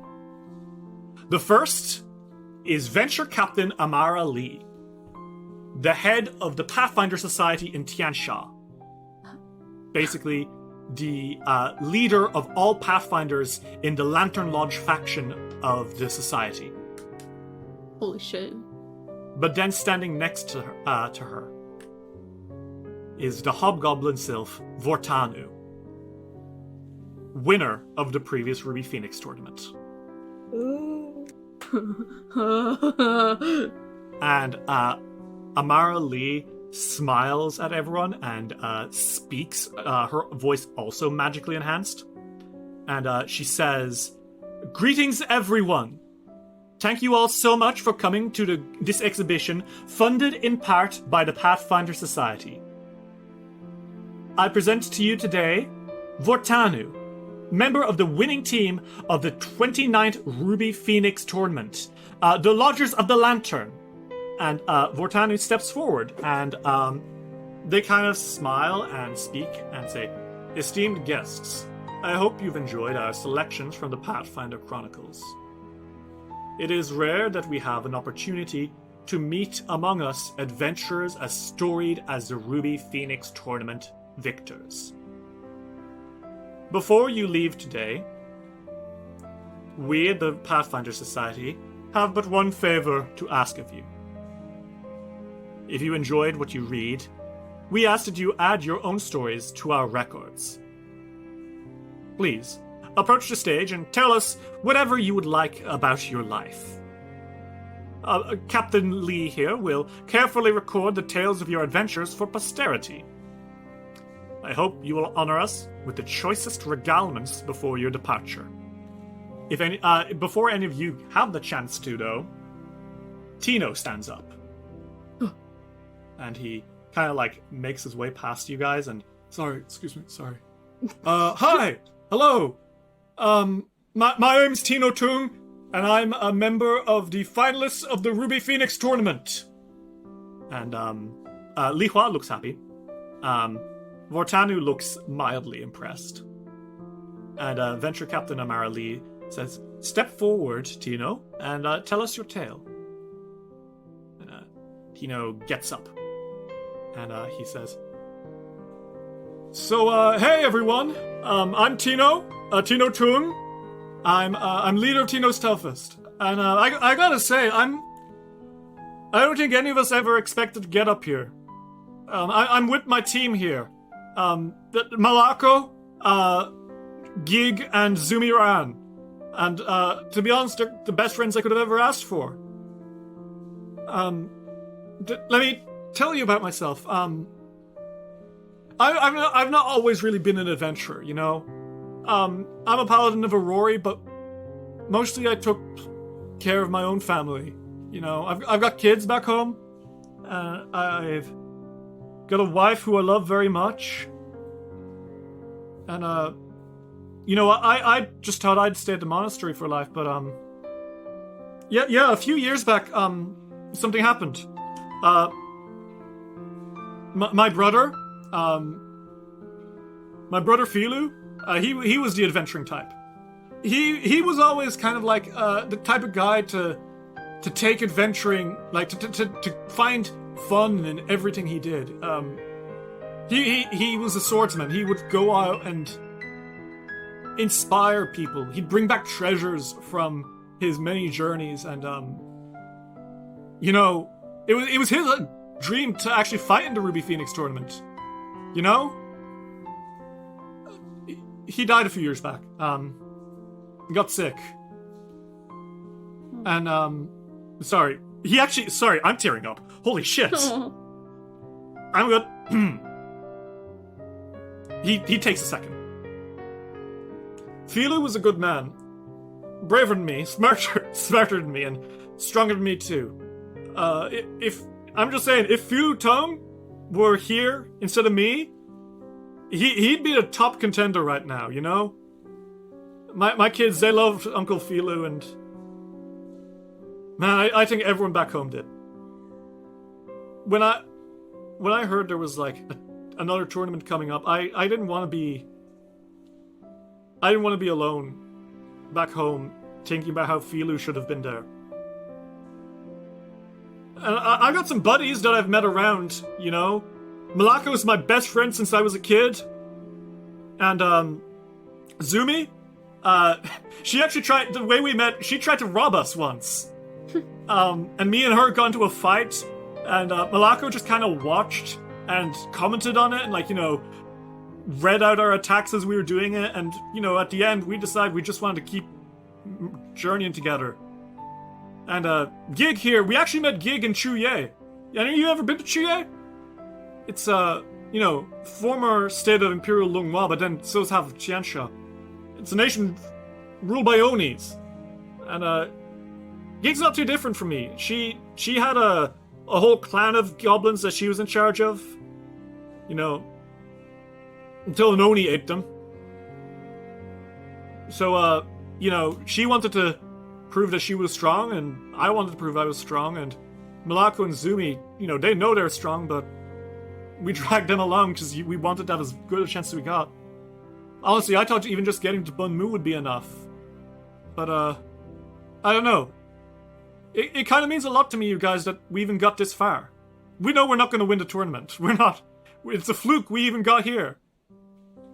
But hey, I just hope, you know, that wherever Filu is now, he's smiling down on old Tino, you know? Yeah. So, hey. Get out there and do your best, everyone, you know? And I think, he kind of nods at, Amara, who was writing all this down, and he steps down. And he makes his way, and I think, his team come up to him and kind of pat him on the back a little bit. You can see he's a little emotional. And any of you who would like to go up, you can, any story, whether it's true or not, can go up there and just tell us what you're thinking. I think Chuji, you had exchanged a look with Shen, and Shen is not fucking going up there. Yeah, neither is Chuji. They exchange a look of fuck now, actually. The two of you, like, glance at each other and then go back to looking at artifacts. Masami or Sanku, do either of you want to go up? Look at Masami and tell me that there's someone who wants to be on stage.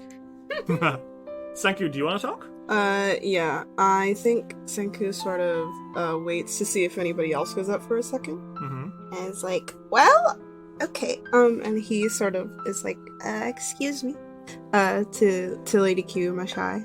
And She smiles and I waves think you off. I think he goes up on stage and he's like, hi. Amara Lee smiles at you and says, Sanku, Witch Prince of the Sea, correct? Mm-hmm. And Vortanen says, well, no time like the present. Go ahead, Witch Prince. Tell the people your tale. What is it exactly? Hi, I'm Senku, Witch Prince of the Sea, and I'm in the Radiant Winds with my friends Masami and Chuji. I wanted to tell my favorite memory with my best friends. And he bounces on his heels and starts. 3 years ago, I had my first big adventure with my friends. And I'd done stuff before, but nothing really like this. So we went to this island to help this Tengu lady with researching ley lines, which are these like powerful natural sources of magic energy, and they're super rare, so it was really cool just from the start. She asked us to visit different special areas around the island so that we could reawaken the ley lines to make them easier to study. And there were all sorts of creatures that we met and befriended.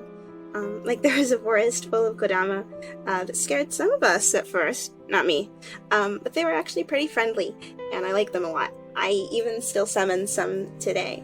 Or we found a mountain full of griffins that I think Masami was able to communicate with. I don't remember how or know how. I don't think that they've ever told us.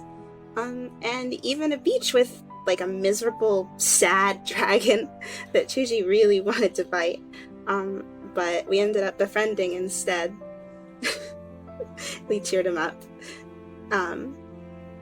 While he's like describing the inhabitants of the island, he like waves his hands around, and talk animatedly. He's trying to like gesture how big whatever creature was or what they looked like, their kind of vibe, you know what I mean? Eventually, we teamed up together and we met again back at the temple. But when we got there, the ley lines awoke this giant Dogu statue, and it fought us. Sort of fiddles with his hands while he's talking.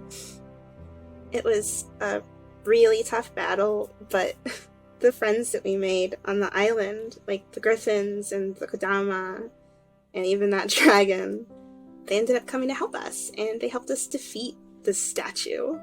And after that, the island really woke up, and the ley line ritual we were helping with was really able to help Lady with her research after we succeeded. It was a really, really, really fun adventure. And he looks to Lolo for a second, and, in his bag, making a tiny little smile at him.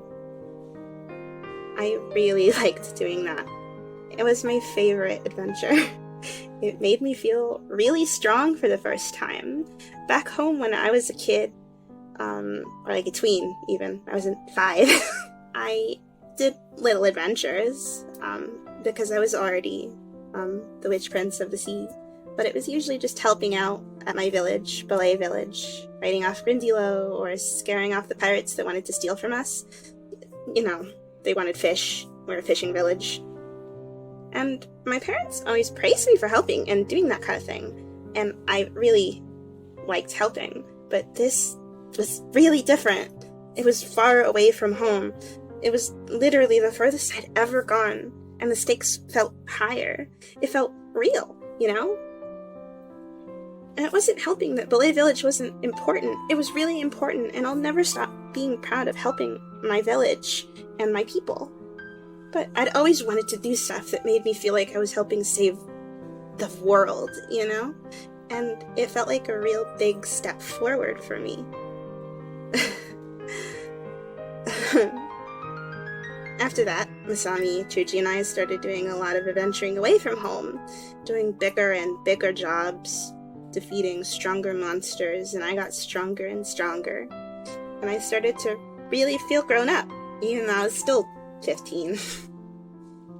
Senku stands on stage, and he looks small.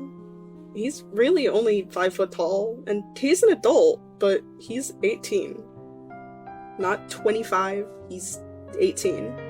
And he's been adventuring since he was 15, at least. I really like to think back to this memory. It felt sort of like a fairy tale adventure that I got to live out.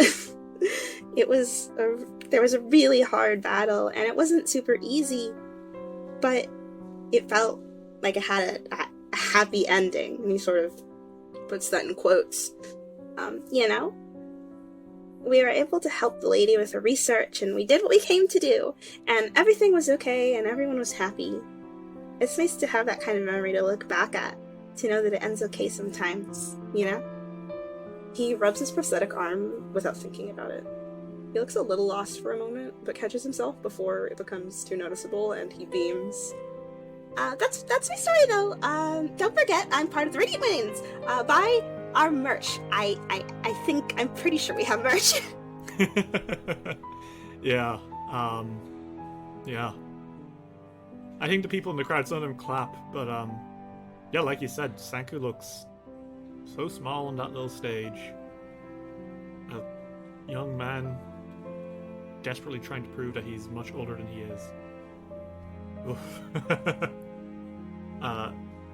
Vertainu kind of nods and she says, "Well done. That was most impressive." And Amara Lee kind of pats you on the back, and Sanku, you kind of get to step down from there. What do you guys do? What's up as Sanku comes down? Chuji pats Senku on the back, and it's like, Hey, good job. Thanks, I said nobody else going up, and I got nervous. I fucking wasn't gonna go up there, so. You're paired with two people that definitely do not like being on the stage, so if you really wanted to be the designated face, you have no choice. Well, I am the cutest, so. The littlest. and Chuji like grabs his cheeks. I'm not that little. Tiny. I'm a grown man. Little man. Alright.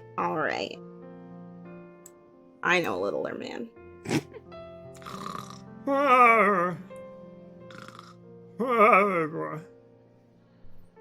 It's a good thing the you mic still didn't pick that napping? up. He's asleep for all Are of you us. still napping? Wow. He's still napping. He's still fucking It is pretty late at this point. The stars are starting to rise outside. Is it past 4 p.m.? Yeah, it's like 9. Like, Wow. you guys spent some time in this fucking museum talking to people. Should we head out? Yeah, we can pick something up to eat on the way back home. Oh, please, we haven't eaten all day. Cool. Give me 1 second, actually. Alright. Okay. Chuji does two things. Okay, what's Juji do? When Chuji's left, Senku leans over and is like, Is he gonna like talk to his mom? Maybe. Maybe. It's possible, but it's gonna be a very short conversation if that happens. My bet is that he's gonna talk to Shen. My bet is that they're gonna talk to Shen. Oh, well. I don't know anything about that. So, what's the... Chuji, Chuji proves you immediately right and goes up to Shen. Wherever he is standing. Yeah, he's back to looking at more artifacts. He almost was surprised that you came back. He's like, "Oh, you again?" Oh, yeah.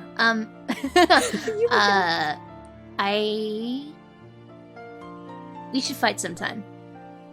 She blinks at you. Was I so unpleasant to be around that you had to threaten to hit me? No, I mean, back on Danger Island, I saw you fighting, and I was really interested in seeing more. He folds his arms at you and says, "Well, then I bet and guess you better do well in the tournament." I think he kind of flicks some of your hair, Chuji, like pushing it past your ear, you know? And it's like it's like surprisingly familiar for someone who's been so distant and cold this entire time. And he says, But I have a feeling you will. You've got something to you.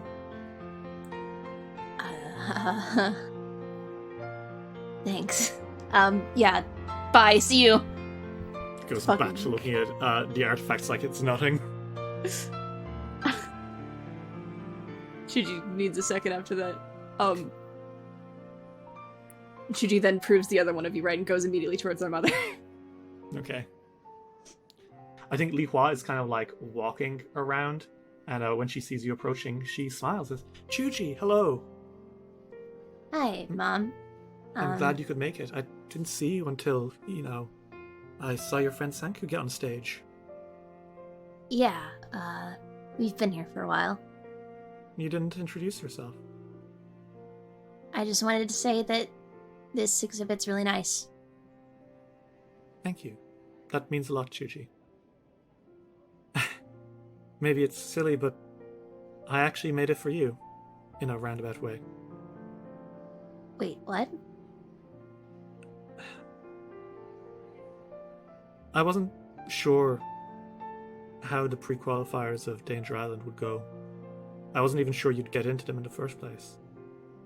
When you said you were interested in the fighting tournament, well, I didn't want you to be disappointed if it didn't work out.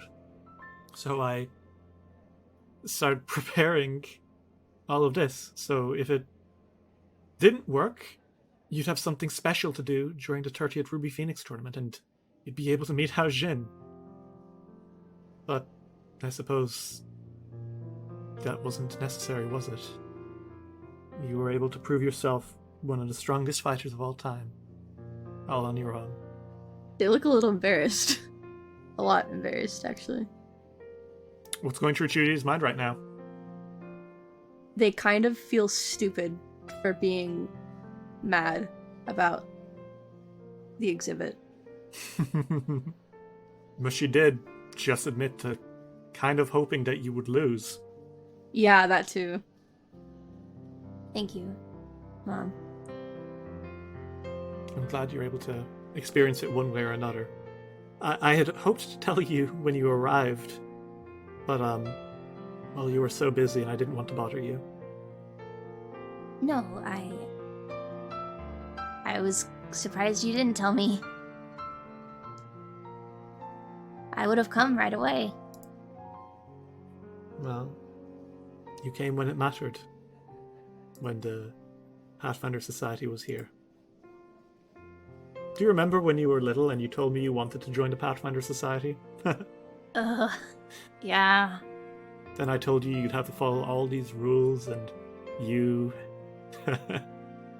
Didn't want to join it anymore. No. I think you found your niche, though. Yeah. I think I have. You two both stand there for a moment before she says, I had better go help Captain Lee if...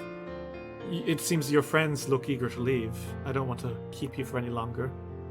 Oh, yeah, you... Good luck doing that. You too, Chuji. Hey, I'm proud of you. Thanks. The two of you turn, Yeah. leaving so much unsaid. Chuji, you join up with Sanku and Masami, each of you holding so many secrets that you're not telling to each other. You leave the museum and face the stars under the late night sky of Goka, and make your way home, ready to take on another day.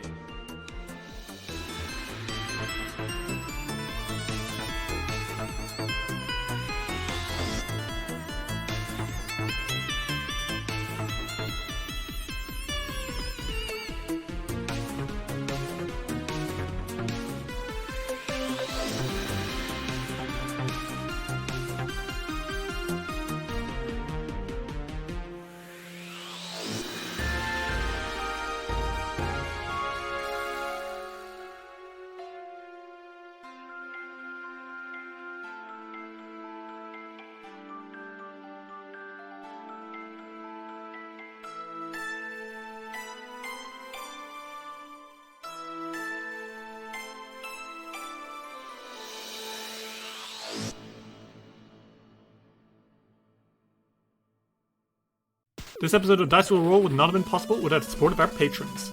Dasha Clancy, Ari Graham, Giratina, Nex, Minty Belmont, Anna and Hopi, GP Dora, Lemon Jam Tart, Marshmallow Berry, Sarissa, Ferric Falcon, Luis Loza, Aries, Alexander Criswell, Skyly, Blurstalion, Kendra West, Ren, Ginley Tricked, Transgirl Trish, Platonic, Bal Punyan, Johnny the Catman, Matthew Wilson Krasnovich, Tillen Shark, Fearin, Glitch HD, Jace Snooks, Zenith Drums, Josh Heathcote, Torbjorn, Sophia Valera, G Barbera, Luke, Gideon, Sarah B, Seth, Ravona Darkglow, Dolore, Kira, Lichelo, Gizmo, Matthew, Cass, Fable McElduff, Ava, Chris Lutman, Rem T. Bright, Lonesome Chunk, Steph, Sean C, Natasha Lumley, Rhiannon C, Ellie, Jenna Mitchell, Kane Kendrick, Triceratops, Grey Kitsune, Anna Maria, Roxy, Jordan, Cynical Spinstress, Emily Laderna, John the Bookhoarder, SS66 Seeker, and Dame Valerie III.